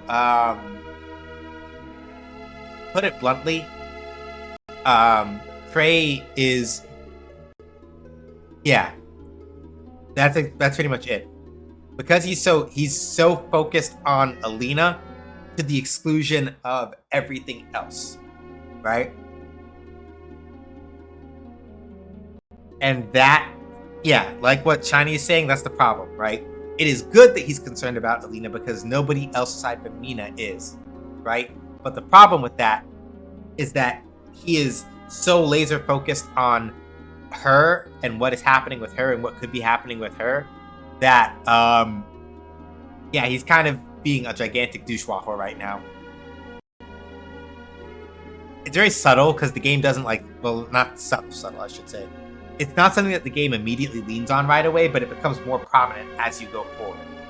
Because up until this point, right, aside from the fact that it has led Cray to recommend doing some reckless things, like sneaking into the Empire to go find Alina and risking the treaty between the Empire and the Alliance.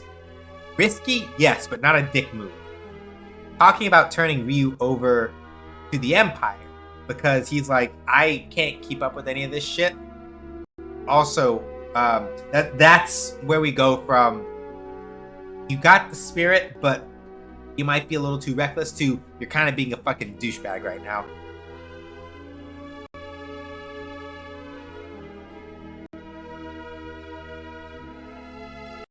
I've never seen anything like this myself. That's why I want to release Urshin. Maybe then we can learn about what's occurred. Release? You mean Urshin's trapped inside that armor? It would appear to be so. At least, that's what she says. Will you help me free her, Ryu? Place your hands on Urshin. Close your eyes.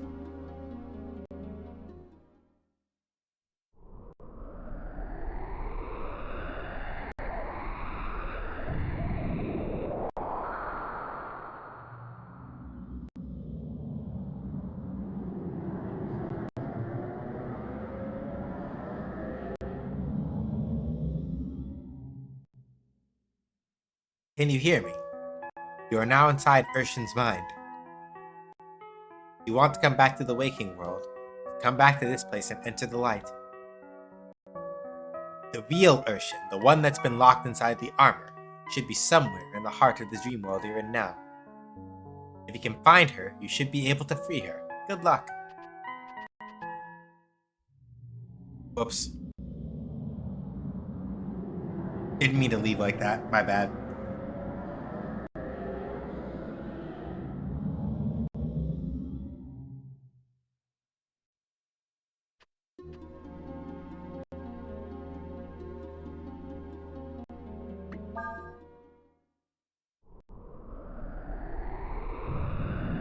Wait, how did Kray and Nina tag along with us?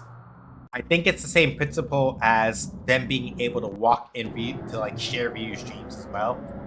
If you're in close enough proximity to him whenever he's doing dragony shit, you can get that.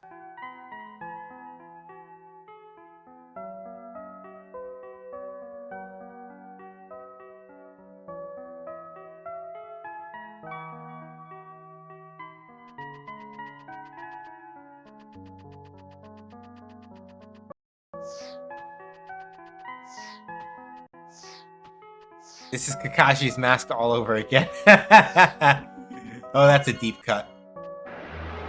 That's a deep cut. Underneath Kakashi's mask is another mask.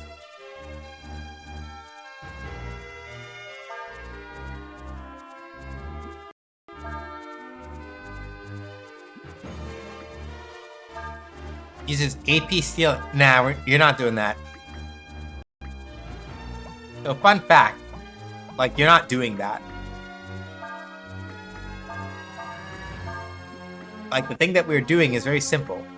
The thing that we're doing is we're going to literally explode you before you get to even try it. Because fuck y'all.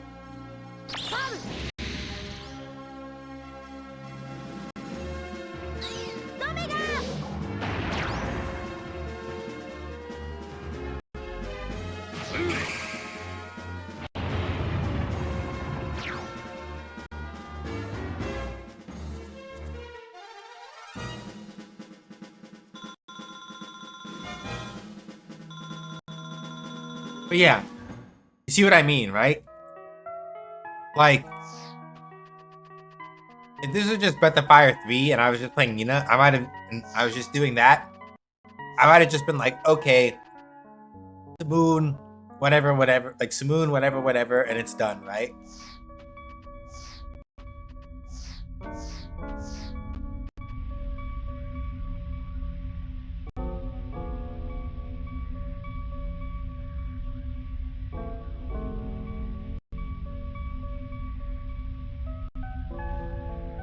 But here it's like a thing of like, okay, right.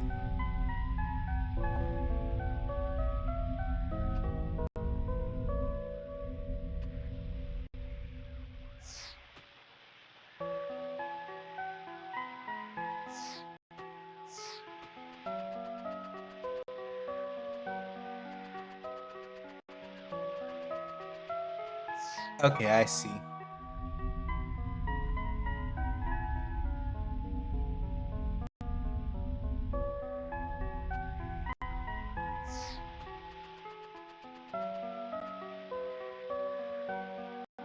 I think anyway, I have to figure out basically how to make this thing stop at exactly the right point to be able to climb it.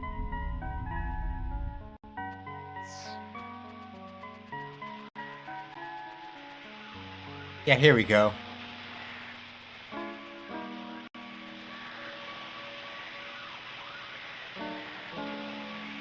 As you can see, I'm trapped here. Hang on. Just give me a sec. I have to get. I gotta bust this out. I gotta bust out this proper voice. As you can see, I'm trapped here. I'd really appreciate it if you could get me out of here. Are you Urshan?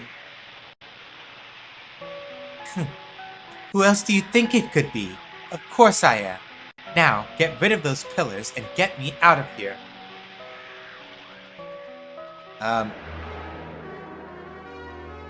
Aw, she's cute, but like robot slash pseudo.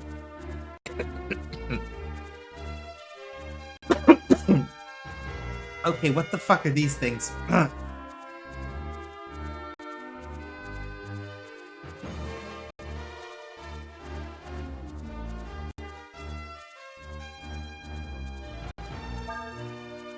Okay. A water spirit that uses earth suppresses fire, and an earth spirit uses fire suppresses wind. Fire spirit that uses wind suppresses water. Okay, so let's see.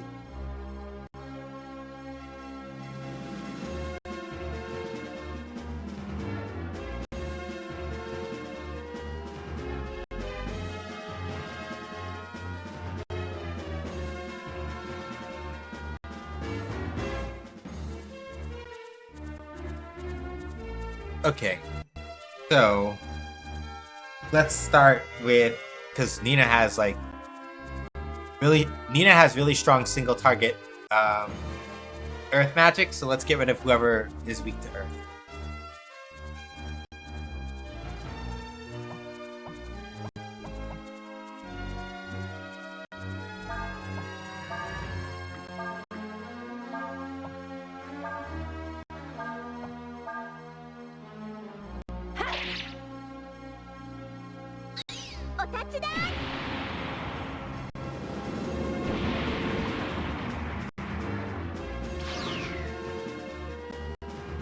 Damn. Alright. That was a lot easier than I was expecting.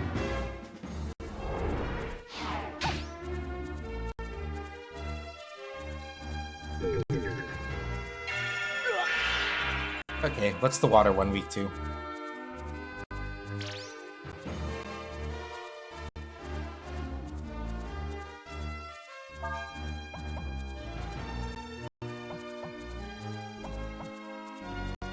So Agiel is weak to fire. Okay. Fire is the only thing I don't have good. I don't have like good singular group for. So Umadap is weak to, well. Let's see. So Icicle. Umadap is weak to that. So let's just.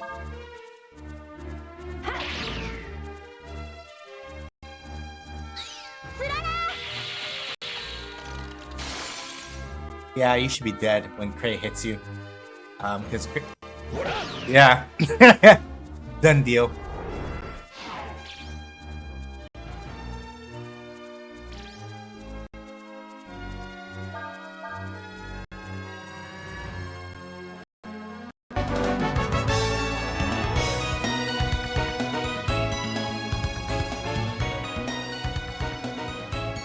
Don't forget to AA. You have to fight her inner demons to free her. All we know for sure is that they were just sealing her up, so we don't know. Thank you for the 200 biddies, Fogel. I appreciate it.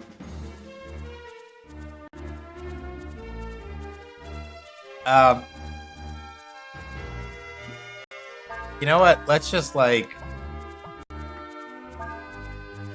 We'll just hit it a bunch and make it stop moving, and it'll be fine.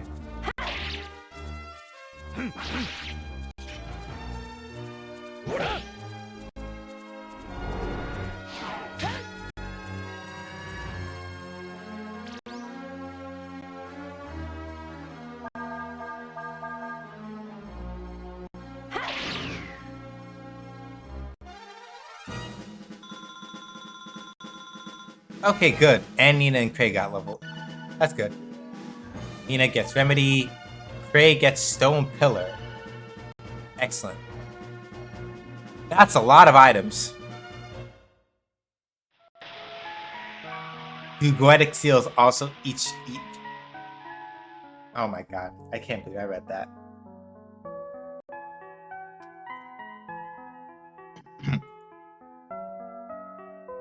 Finally. I thought I'd never get out of there.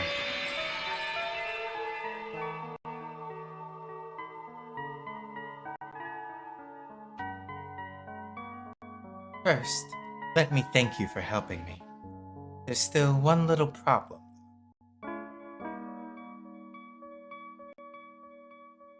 Well, I don't have a body.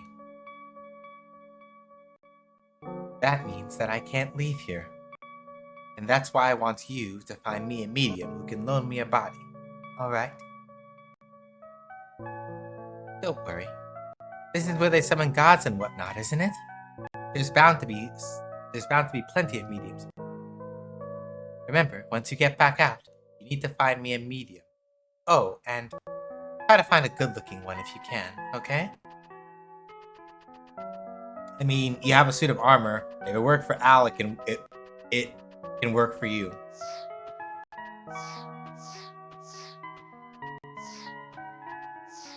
Yeah, but at least with the way... Hello, ma'am. But yeah, with the way that Urshan has been speaking, it feels like the implication that they're trying to give is that, even so, I don't know the right way to describe it.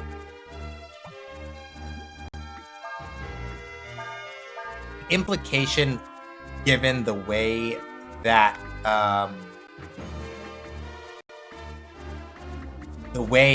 guess we'll say the inner Urshan is talking, right? Because Urshan, before this point, has always been conveying what the inner Urshan has been saying as, like, she says and things like that, right?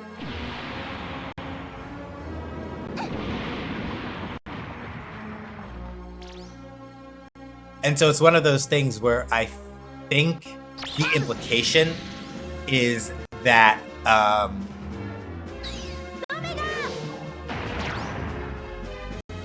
the inner Urshan would have to displace the outer one in some form, maybe, in order for that to work. That's the feeling I'm getting, because, remember, like, the suit of armor, I guess, for lack of a better phrasing, the suit of armor has always constantly said things like, or so it would seem so, or so she says, right? There is still an element, it feels like, of conveyance of the armor's will separate from the inner Urshan's own, from what we can see.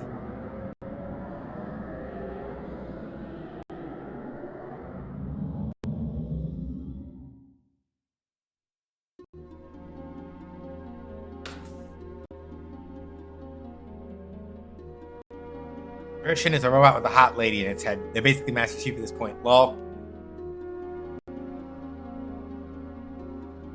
Abbess, I'm ready.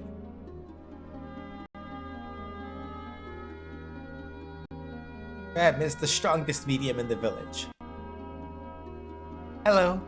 The Abbess has told me what's happened. I'll help you as best I can. Alright then. Rem, sit down in front of Urshan. You should make contact with the Endless any moment.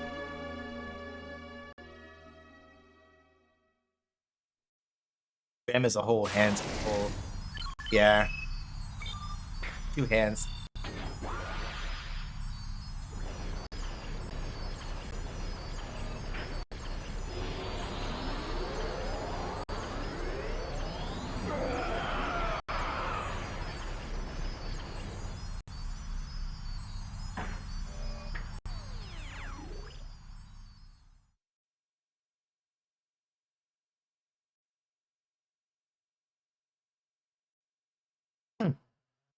I was hoping for a better body than this.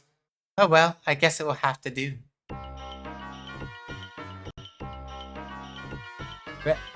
Or rather, Urshan. Can you tell us about you and about Ryu? What are the two of you doing together?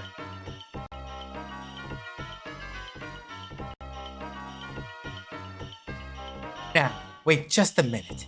I've been cooped up in that armor forever. I'd like to relax for a while, alright? How about giving me some food and drink? Is this any way to treat such an important guest? Where are your manners?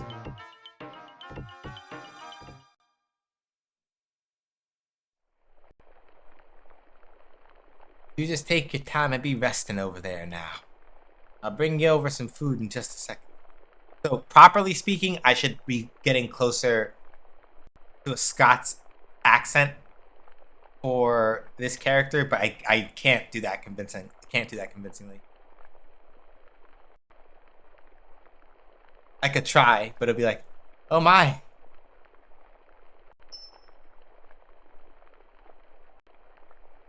Sorry about that. Got a little smoky there, didn't it? The oven ain't what it used to be, I'm afraid.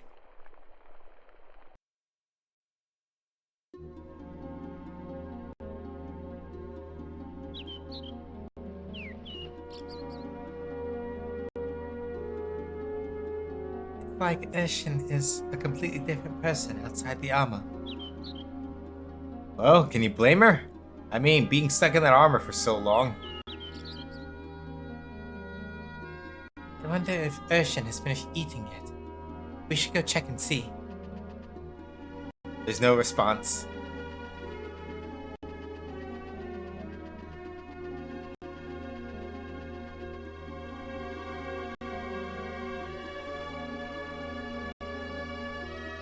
Did the food meet your satisfaction, Urshin? Look. You wish to speak to a god, right? If you ask me, this comes with the territory. Every god needs an offering or two, is that not so?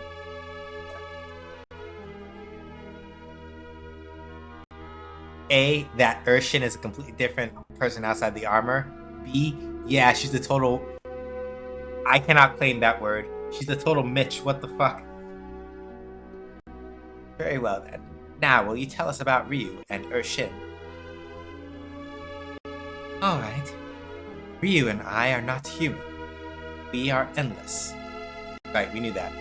Now, who here knows what that means? How about you, little birdie? Do you know? It'll be easier for me to just use her voice as opposed to trying to like match Rem's voice to her particular intonations that I don't have it down yet. Well, that means that you were summoned here. And you're what other people call dragons or gods. Right?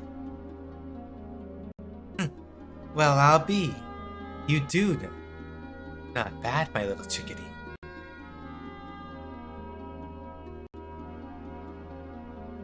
We are called summoned from other worlds and brought here. But do you know why we are called? Well, do you, kitty?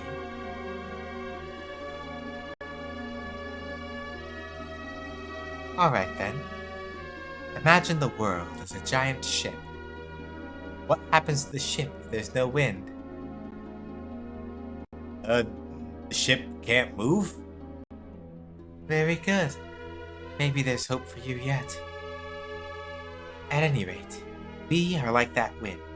We move the world. Now, imagine what you could do if you could control that wind as you please.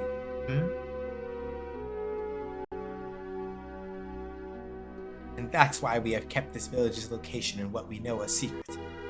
Were the ability to summon the Endless fall into the wrong hands, it would be disastrous. Whoever can control the dragons can control the world. Which is why I need to know who betrayed our secret. Who summoned the two of you?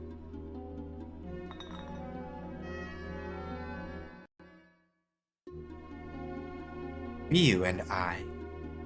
We were summoned by the Fu Empire. The Empire knows the spell of evocation. Not precisely. The Empire has come up with its own method of summoning. That is how Ryu and I got here. But it's not perfect. They brought us here, but we were made incomplete.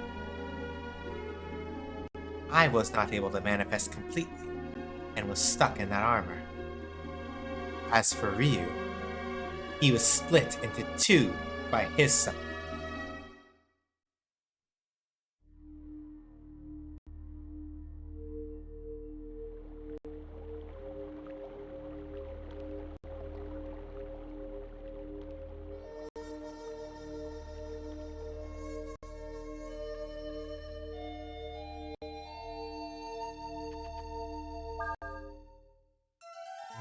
Trying to think there's a reason she was locked up.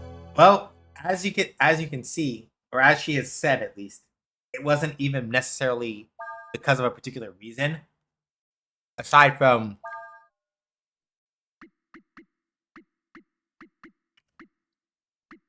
literally she got yanked into this plane of existence without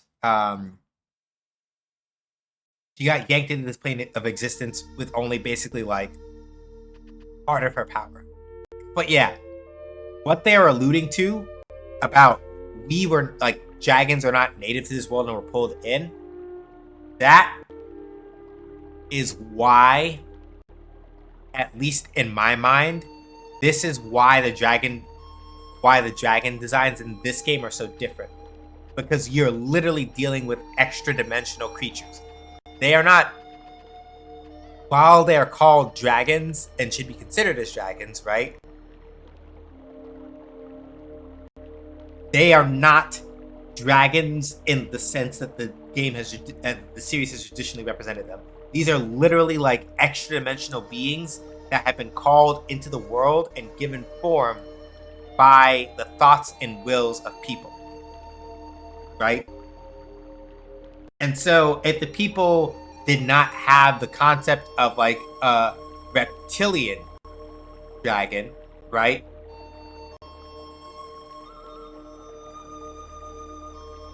If the people did not have the concept of a reptilian dragon, then yeah, then it makes sense that the dragons in this game would not look reptilian, because if the endless are shaped, yeah, they're kind of like primals in Final Fantasy XIV. Yes.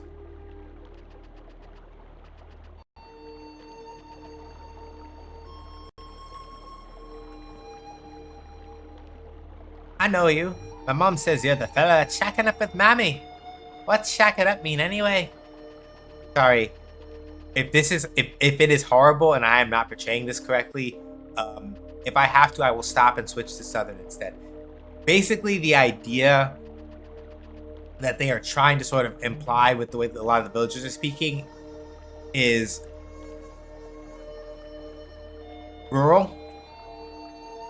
But I've been told to some degree that they are sort of leaning on like deep Appalachia, kind of, not in like the stereotypical kind of way in terms of like, oh yeah, you know, blah blah rednecks. That's not what I'm talking about, but more like how deep enough in those mountains you still have some very like Scots-ish like sort of inflections and things like that.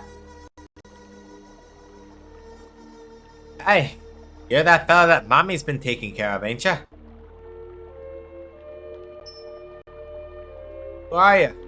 Where you come from, huh? We don't take kindly to strangers here. Young. Mommy, what you been doing with this, sir?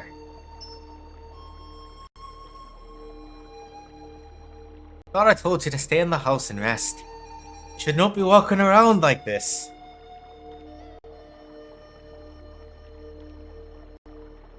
Yeah, I am pushing more towards Scots because I've never heard an Appalachian accent and I could not do it correctly for the life of me. So this here be my cousin. His name's Young. He was a Kyoin and got hurt, you see? Came back here and I've been taking care of him. He'll be staying with me till he's better. Yeah, go hit on the head. So if he asks any funny questions, Just be nice and answer them, okay? Come on, Ryong, let's go. Along with you now.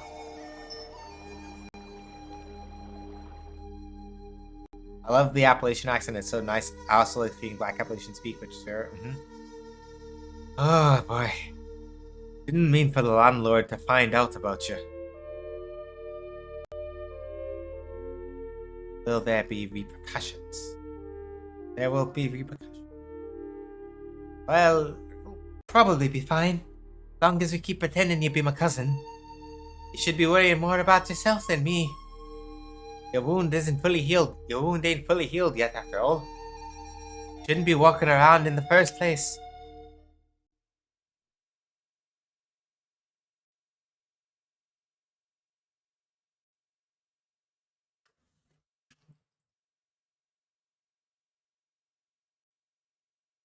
Cousin, but the town thinks they're...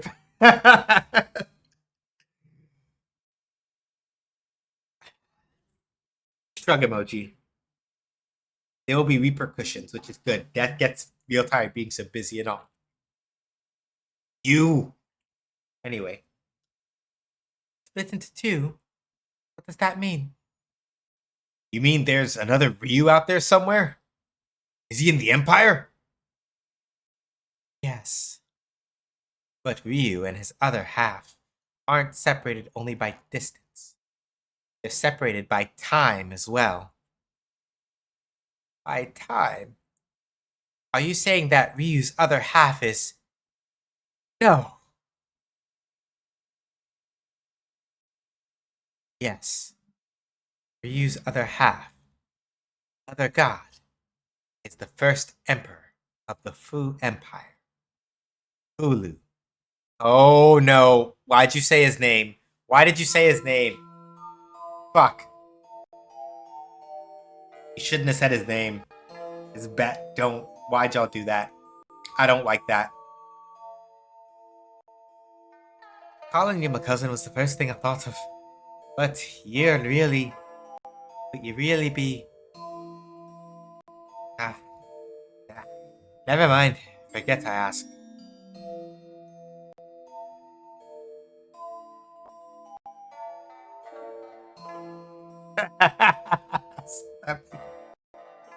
uh, once upon a time. Hang on, I'm trying to get his voice correctly. I should inflect it a little bit to sound more dignified, but let's see. Once upon a time, a long, long time ago, there came to this earth a god named Fulu. Many were the nations of the world then. They made terrible war upon each other. People of those lands prayed to Fulu that he might create for them a world at peace, a world with no war. Fulu heard their plea and gathered together the nations, and thus did he forge them into an empire, and thus did Fulu become the first emperor. But then, after having used his powers to achieve it, he fell into a deep slumber. For Fulu was not complete, not whole. However, even as he dreamed, Fulu realized a terrible truth. Even were he complete, he would not be able to fulfill all the people's desires. Indeed. And why not? People are... I'm sorry. I'm just a simple farmer. I didn't cane what you be saying. But Kettle? No, you can't. And there's a reason why you can't, and if I explained it, it would be spoilers. It is one of those things where you'll have to play it in order to understand the concept of why. One, you can't, and two, at least within certain context of the game world, that would be a bad idea. Not that in the context of the lore, why being able to do that would be a bad idea. But you will have to play it in order to actually understand why that's the case. If I say anything further, it'll be spoilers.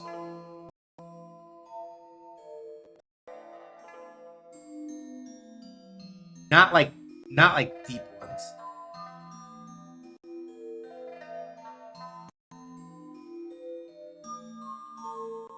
But I cannot stand to see her look so sad.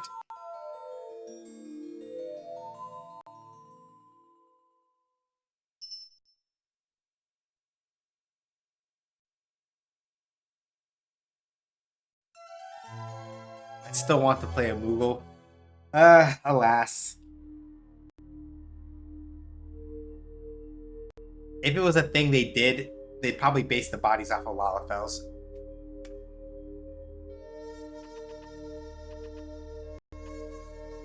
But yes, for context, so that people understand how much that they shouldn't tell Kettle. Kettle is still in like sub level 15 and around Reborn. So I don't mind y'all talking about Final Fantasy, but keep in mind that like Kettle is literally like sub level 15 and around Reborn. They have a long way yet to go.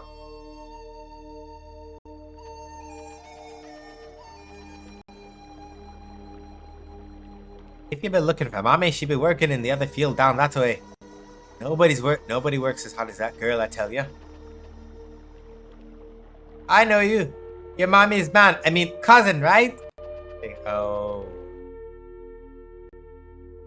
Summer child.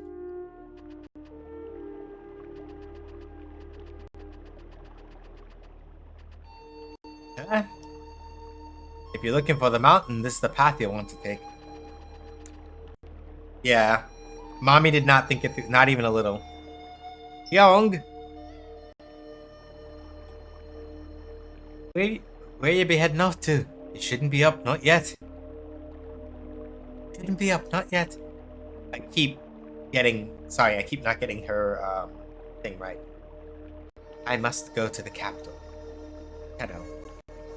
Were you wise, woman? Would have nothing more to do with me. You should not involve yourself in mine affairs. But if I didn't want to be involving myself with you, I wouldn't have helped you in the first place. Ah!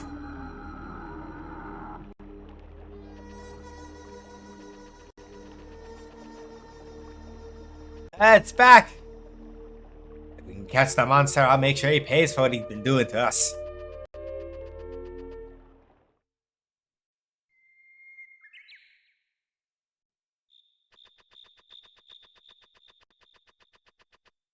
Don't involve yourself in minor affairs. God, I can't spell. Don't involve yourself in minor affairs unless you've been invited. That's just polite. Also, the premise of Ryu and Fulu is pretty cool. The idea of playing a time split like this in split personhood, yeah. So to be specific, right? Just to make sure that this, because I know that the game does not make this part clear. Ryu and Fulu are right now currently in the same time period. They are just on opposite sides of the world. The main catch is, as they've alluded to earlier, what happened basically was Fulu was summoned earlier, founded the Fu Empire. As he has said himself, he then, after founding it and doing all that other stuff, fell into a deep sleep to awaken, to wait for his other half to come into the world. Some thousands of years later, in the current present day of the game, Ryu was summoned at the present day, and around that time, like shortly before or shortly after, it's a little bit unclear, that's when Fulu woke up again. So at least right now, they are definitely in the same time period. But what it was is that, to be clear, in case the game made it a little bit weird, Fulu was summoned some thousands of years earlier, fell asleep, and then woke back up. So right now, Ryu and Fulu are awake in the same time period and at the same time. It's just that Fulu was summoned first, fell asleep for a long time, and then around the time that Ryu's summoning finally worked out correctly and spat him out where he was supposed to be, he like that's the point at which he woke up. So yeah, when they say split by time, they mean in the literal sense of like, okay, so over here.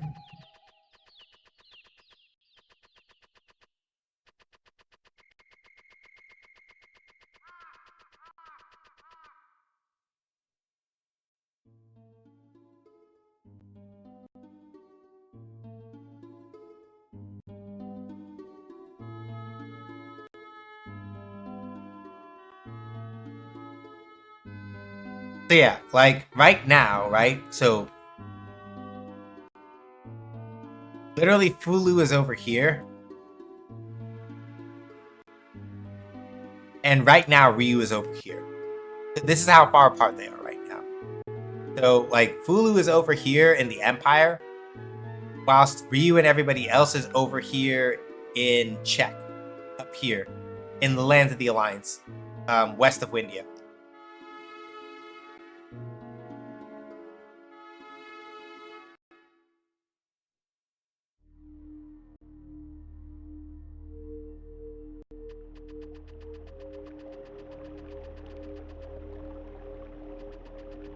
What on earth could that all that be about? I gotta figure out.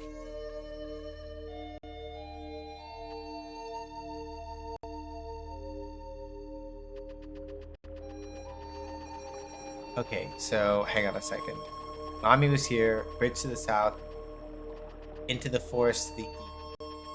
Okay, so I was going the right way, but then I stepped out onto the world map by accident. Just follow the trail. Yeah, I was thinking it was more like an Animorphs and Rachel turned into a starfish, and was split in half and turned into... Yeah. Ah, here it is.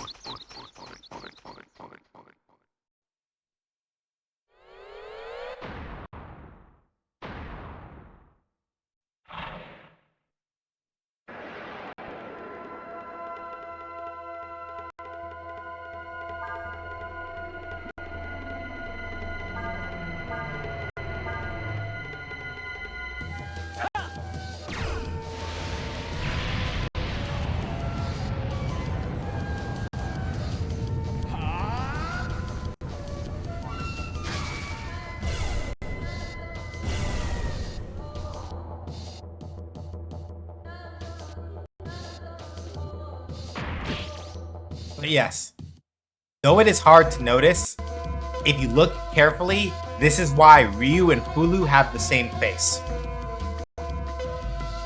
Not even just in dragon form. It's a little bit hard to notice. Was it an even split? Given the... I'm going to go off of the assumption of... Phrase this differently. Based on the current power differential between Fulu and Ryu, from a gameplay perspective, I'm going to say my best guess is no, it was not. If I had to guess,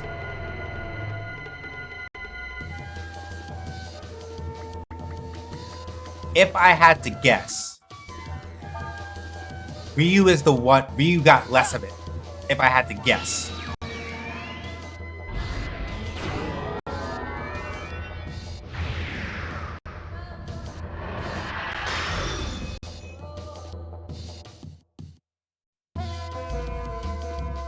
All right. Oops. I can skip that.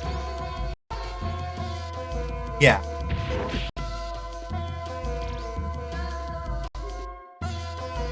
Ryu is the Danny DeVito. Yeah.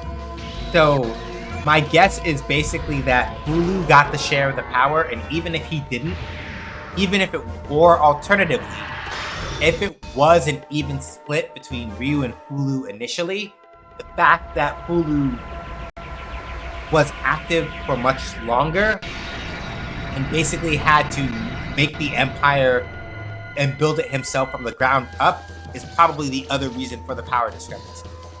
Where, like, by virtue of the fact that he was awake longer and had more time to master and gain in power, that's probably why Fulu is the stronger one, if I had to guess.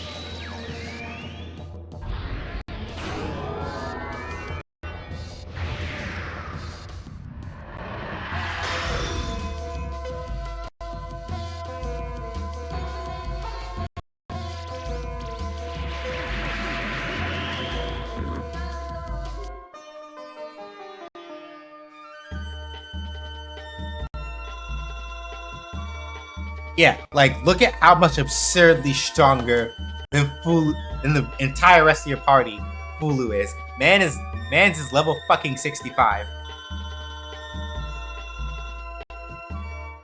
Like, he doesn't give a shit. Like, who the fuck is gonna touch him? It would appear that this is not a monster, but in truth, a small beast of the field. Mayhap a result of exposure to the powerful aura of the endless.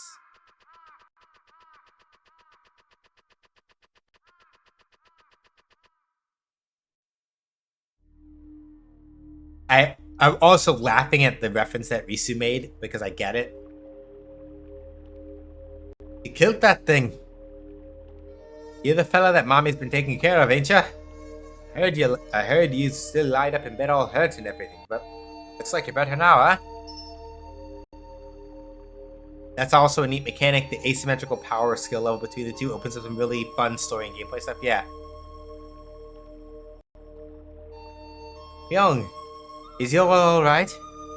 I fucked that up. Sorry, I lost it. I lost it for a second. I keep it sometimes and I lose it. Messes it up. I'm sorry.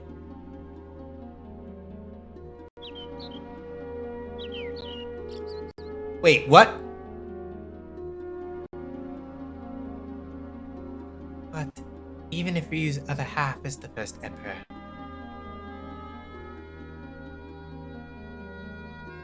he's dead, right? I mean, it's been centuries. Not necessarily. If he is also one of the endless, he would not die easily. Certainly not simply by the passing of years. Well, alright then, so where can we find it? Even if she knew, Erishin has been asleep ever since she finished eating. Well, don't that just beat all? I get that reference. That kid's turning out to be more trouble than I thought. Maybe more than he's worth. Hey! I don't think of Ryu as trouble or anything like that. Oh, alright, hang on, ad break. I'm gonna wait a second while the ad break is going, because I don't wanna, because this is all important plot stuff, so I don't want people like missing any of it, but I'm not gonna go AFK again. Yeah.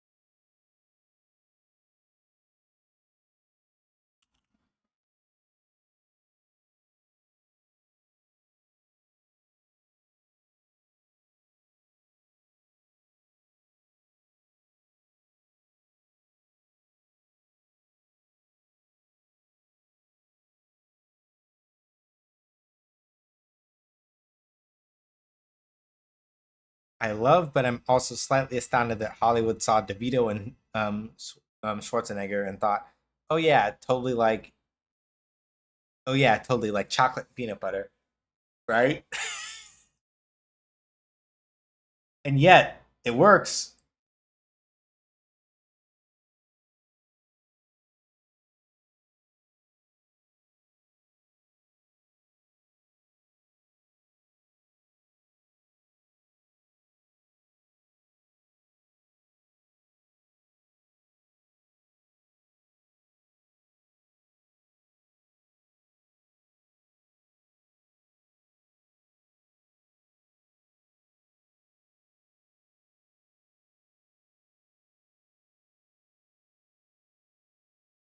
When Hollywood wasn't full of cowards, aka rich fucks with more money than soul. Yeah.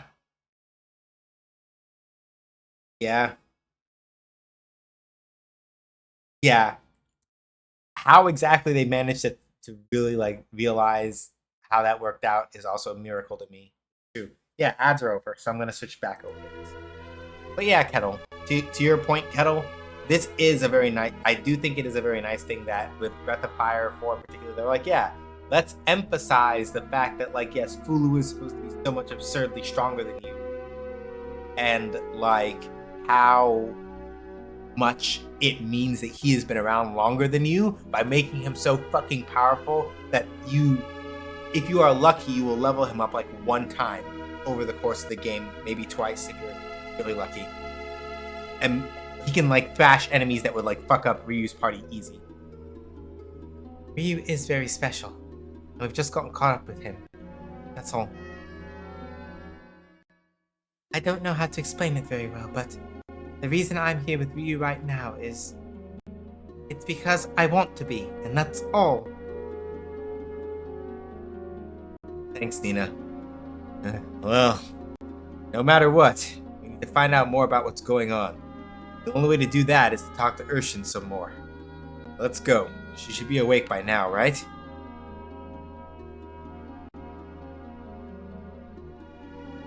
Urshin, wake up, please! Looks like she ain't getting up for nothing. Well, there is a way to wake her, but forcing a god awake is not the safest thing to do. Were she to wake up in a bad mood, the results could be unpleasant for us. She can be woken the same way you feed her. Simply travel into her dreams and wake her from there. Want to try? Okay!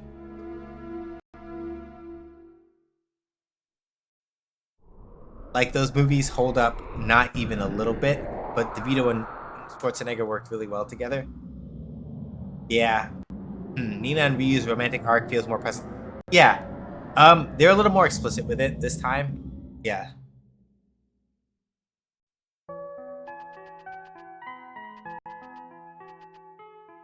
Bite her earlobe. I learned that from King, supposedly to wake anybody up. Knockout gas. Okay, that's cool. We're probably gonna go a little over 9, but like not by that, not by like that much. I just want to make sure that we get like this current batch of plot stuff done before we head out. God damn it, the combo didn't go off. Fuck.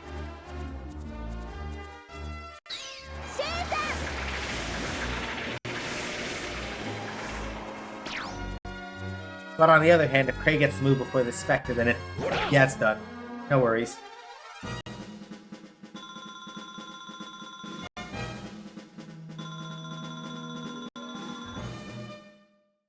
But yeah.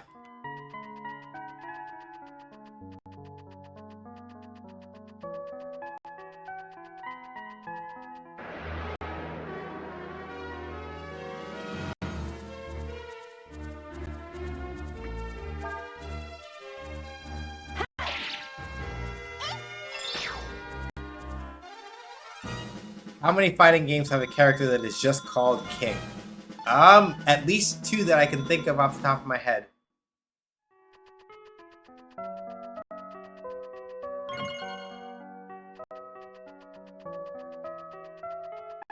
Oh, Stephen King, like the rap, like in the rap.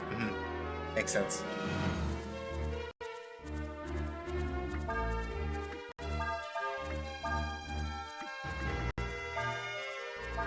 Okay. So, hey, combo spell.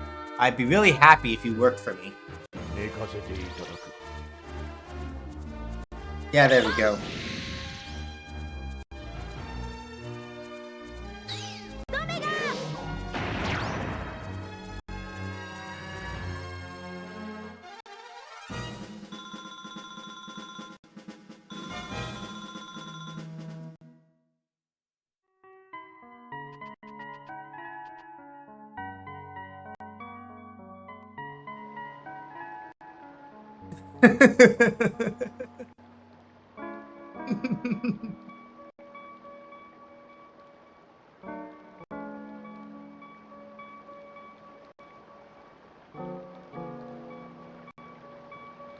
Is this?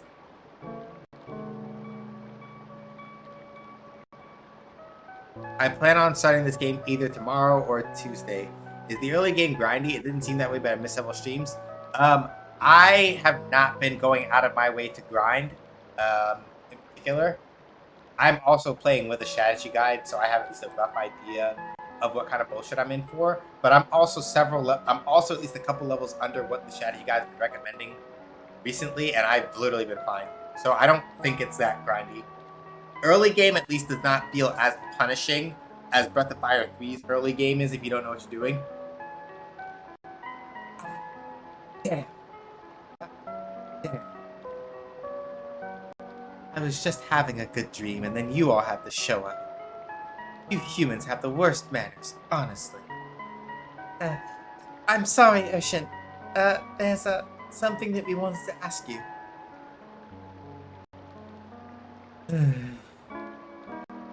Let me guess.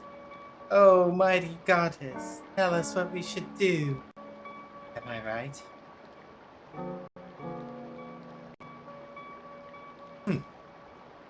That's always the way it is, isn't it? Can't figure it out for yourselves. None of you can figure it out for yourselves, so you come pester us. I'm sorry.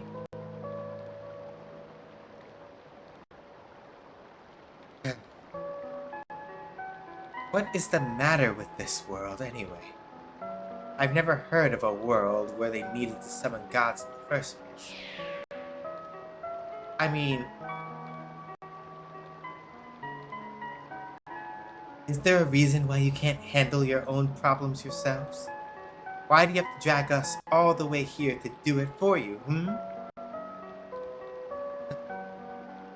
But I suppose there's no use complaining about it. What's done is done. Listen, it's not that we don't get how you feel. It's just that we're kind of at a loss as to what we're supposed to be doing, you know? I suppose you are, aren't you?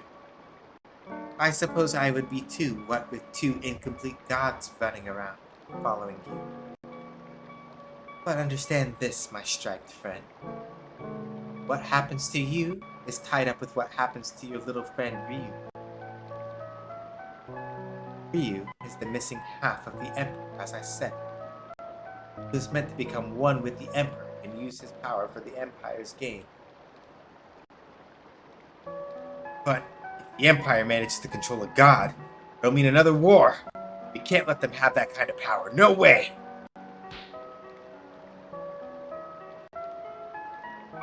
But what will be, be. Still, if part of the Emperor is in Ryu, that means that part of Ryu is also in the Emperor. Halves will meet. That destiny cannot be changed. However, if Ryu is as strong as the Emperor, then... He's as strong as the Emperor? You mean he might be able to stop the Emperor from doing what he wants? Something to that effect, little bird. But what do we have to do in order to make Ryu stronger?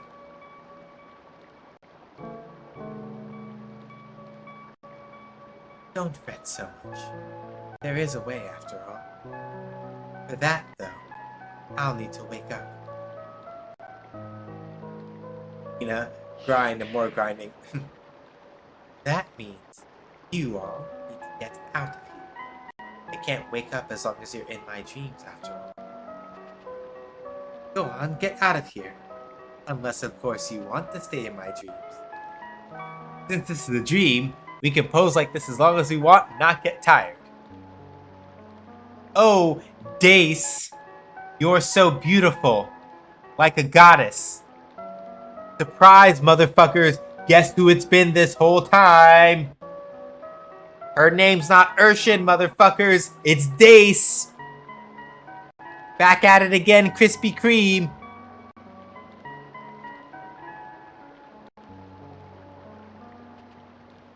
Urshin? No. That's Dace. Yep. Since she was trapped for so long, Dace is kind of... Yep. Surprise, motherfuckers. Yay, I don't know who that is. So,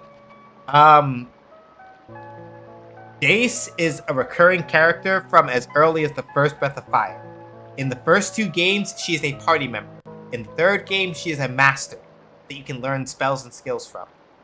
But she has basically been in every single Breath of Fire game that we have played on stream. Every single one, without fail. She has been in it somehow or another. Dace is hers. Hey boss, what's up? Technically, you could say, I suppose, by virtue of the fact that she is inside of Urshin. Oh, like Sid in Final Fantasy or Anna Fire Emblem? Yes. Been lurking this whole time, but saw the art and immediately went, oh hey, Dace, yep, it's her. So, if you play the first 2 games, if you play either the original Super Nintendo version without the fan translation or the Game Boy Advance version of either of those games, her name in those games is Blue, but that was, in the first game, it's because that's how it was translated by, I want to say Ted Woolsey, because Square Soft, not Enix, Square Soft did the original translation for the first Breath of Fire for Super Nintendo, which was the same translation that got reused for the Game Boy Advance re-release, right?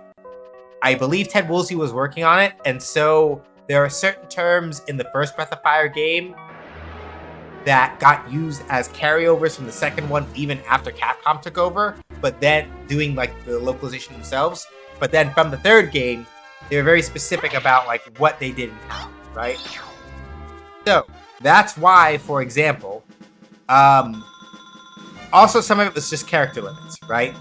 So that's why the wolf character in the first game, when the first Breath of Fire, is called B-O singular, right? But his name in Japanese is Gillian. Or Gilliam, rather. But with katakana, right? Or even hiragana, that's 4 spaces, right? Giri-am-u. Sorry. Yeah, Giri-a-m, right? As opposed to G-I-L-L-I-A-M, which wouldn't have been enough space for like the Super Nintendo. So some of it was just text limits, and some of it was like Woolsey doing Woolsey things. But even though Dace is called Blue in the first 2 games, it's the same character. Well, let me phrase that differently. Sorry, let me rephrase that. There is a Blue in every Breath of Fire of the ones that we have played so far. Whether or not she is the same character in all of those games is... I'm going to put it like this. In Breath of Fire 1 and 2, she is absolutely the same character.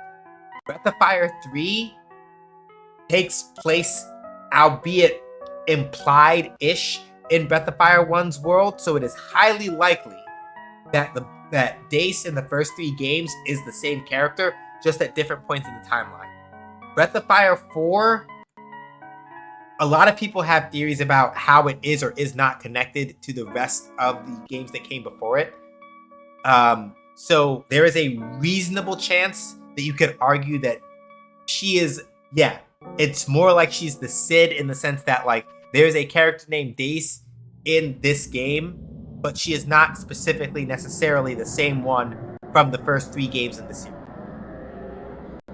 Yeah. So it's same character, but different in this case.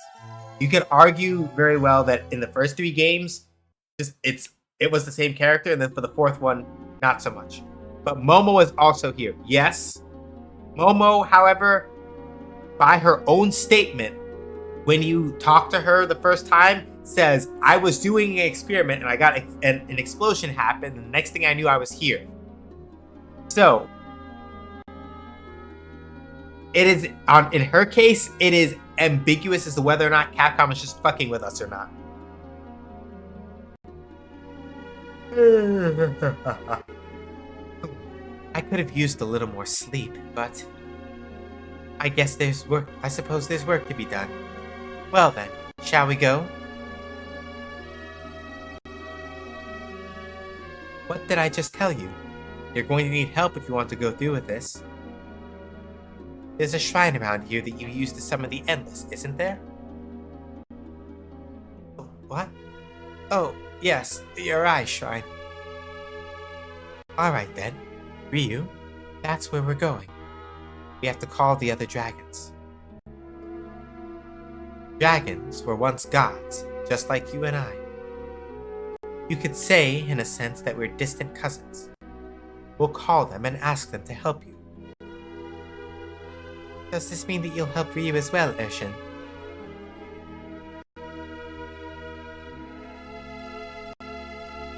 I suppose so. It's not like I've got anything better to do. Yeah, I'm using the strategy guides on GameFAQs. Yes. By the way, you can keep calling me Urshin if you want, but my real name is So basically, if you didn't talk to all the dudes in suits there, this is where you would have found out that she's Dace. Dace. Urshin. Sorry, I got that backwards. Urshin is what that armor called me. I think it means master in the language of the Empire. So,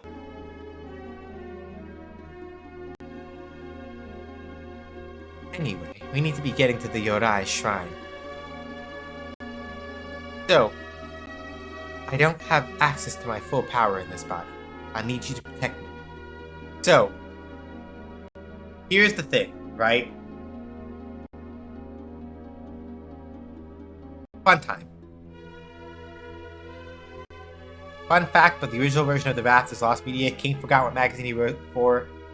Didn't have the original copy, so he had to rewrite it when he published it in Skeleton Crew. Damn.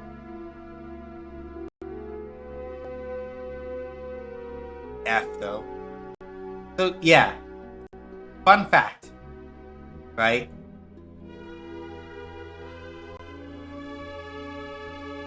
So, in the original Japanese version, right?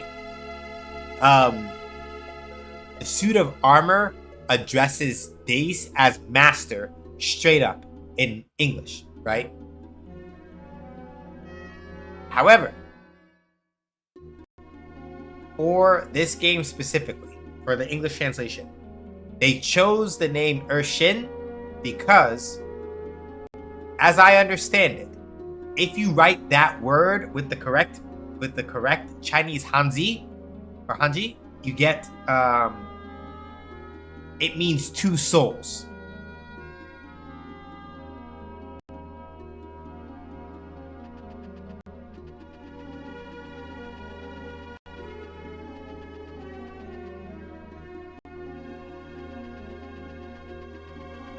Which means he kept the crummy sex scene even though he wasn't writing it for a skin mag anymore.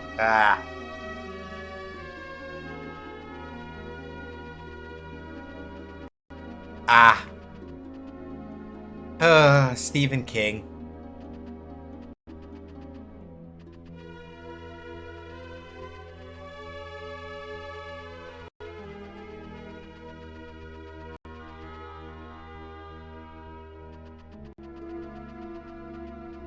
I forgot how to get out of this town. Help me! Help me! Don't actually. I'll remember in a second. I'm making a joke. I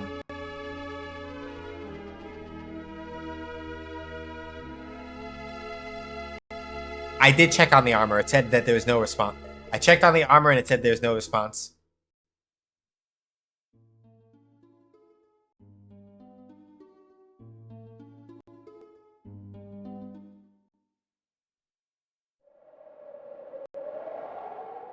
You have a mandatory event here, though, so... Urshin! What? Urshin. Where are you going? Why are you leaving Urshin behind?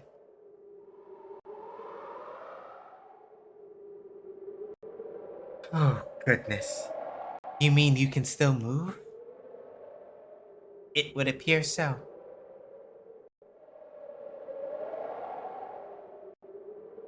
You are aware this is the armor I was trapped in, yes? Some of me, or rather my power, must have rubbed off on it, enabling it to move and talk by itself. I am saddened by the fact that you have left, Urshin. Oh, is that so? Well, I couldn't be happier now that I'm out of there. Good riddance to you, I say. Urshin, Dace, are you sure you just want to leave him? Don't you want to take him with us? You must be joking. You want me to get back inside of that thing? No. You just stay where you are. You're a suit of armor, so start acting like one.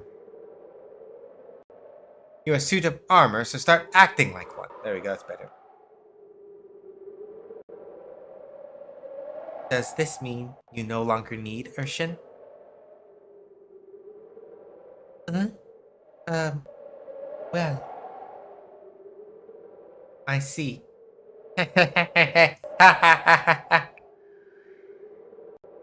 It would appear that was an inappropriate time to laugh. Nina, what should I do in order to act like a suit of armor? Well, let me see. Well, armor is meant to protect the person wearing it, right? If you ask me, that's what acting like armor means.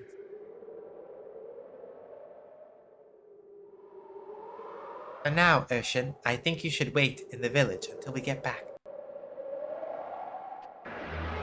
And then, of course, there's a fucking fight.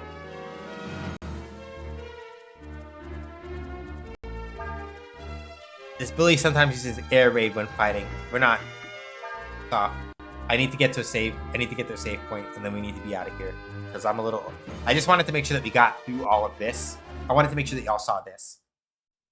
So yeah. Like I said, with the correct Hanji, or Hanji, I'm sorry, I keep messing that up. With the correct Hanji, you can write Urshin as 2 souls, and thus the reveal, right? So yeah. Every time, so Stubby. Basically speaking, I've been waiting for this callback for a while. Put it simply, Stubby.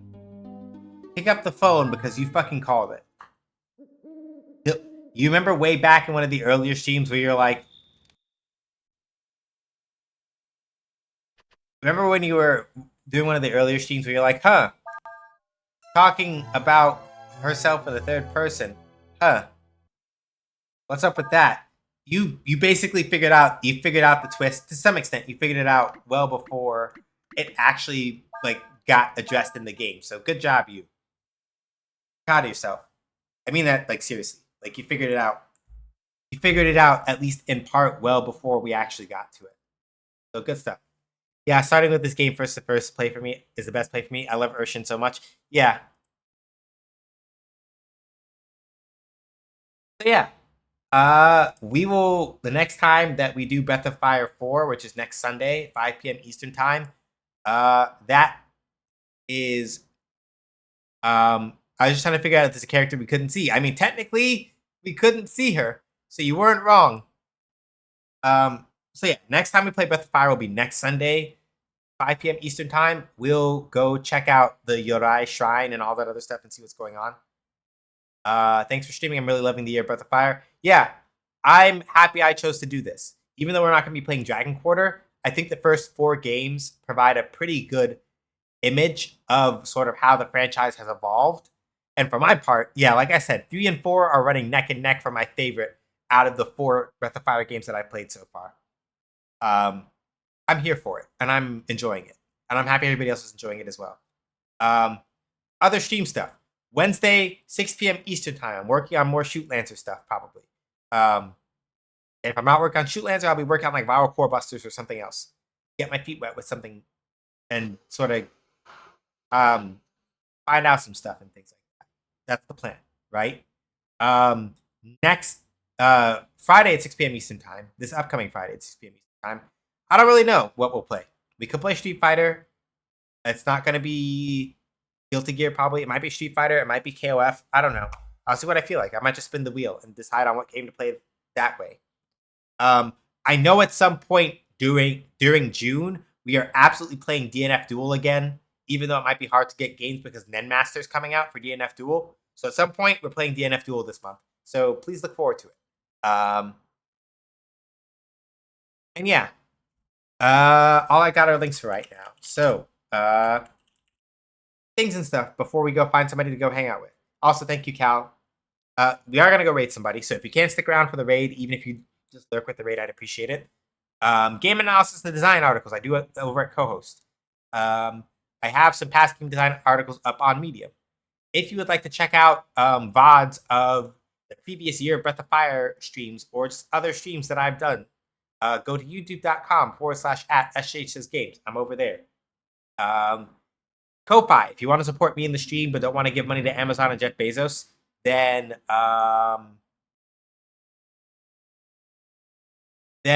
you give me a monthly Ko-Fi subscription instead of a Twitch sub. $5 a month on Ko-Fi, if you do a recurring sub there, is another $4 and change in my pocket, if that's a thing that you feel strongly about. Alternatively, if you want to contribute by like helping with like anonymous gifting or whatever, Throne is good for that. Right now, we are, not that this is like something I'm expecting to get done anytime soon, but right now, for example, I do have a third monitor and a set of monitor arms and a monitor arm so that I can like properly outfit Ariel, the streaming computer that I use, with another monitor, so I have less trouble like flicking back and forth between documents and things like that, right? That's up on my Throne, amongst other things, if you want to be able to contribute to that. And my card has all my other social media links on it. But mostly these days, I'm primarily on co-host. And then if you want to know more about Shootlands or Munity, which is the game dev co-op that I helped co-found, that I'm working with in order to like do Shootlands or stuff, our website is munity.games. We have a Patreon. We have a Patreon that you can contribute to get your name into the credits if you choose. And then if you want to play Shootlands itself, we have a pay what you want prototype up on itch. It gets updated like monthly-ish as I work on things and as my teammates work on things and we integrate. So thank y'all for coming by. I'm gonna go find us somebody to go hang out with.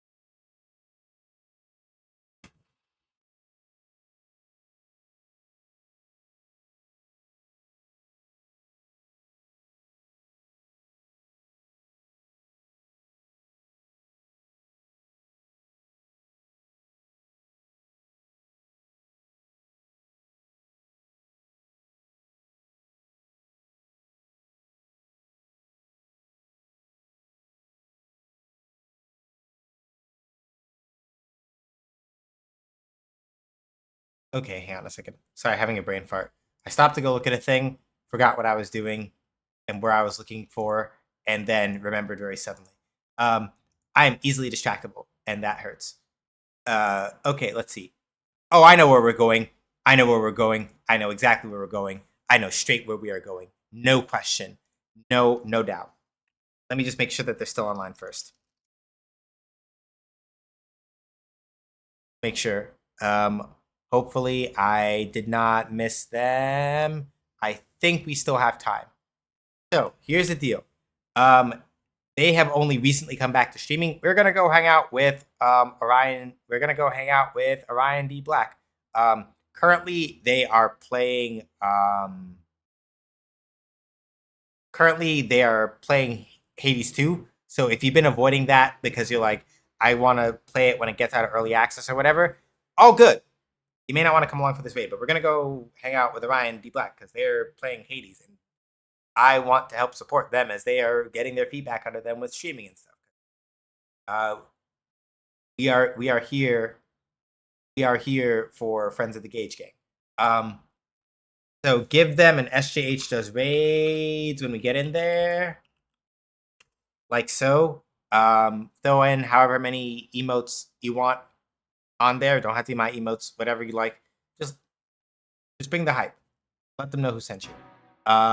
Thank y'all for coming by stream.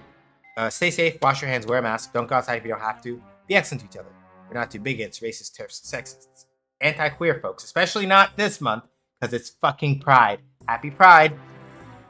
Make sure that like you give anti-queer people the worst month of their lives because they deserve it. Or Zionists. Like, don't be nice to Zionists either. This is your reminder. Black lives matter. Trans rights are human rights. Everybody has the right to dictate how it is that their reproductive rights are and should be. And free Palestine, free the Congo, free Sudan, free New Caledonia. Straight up, that's how we rock here. All right, let's go hang out with Orion. I'll catch y'all on the flip. Bye.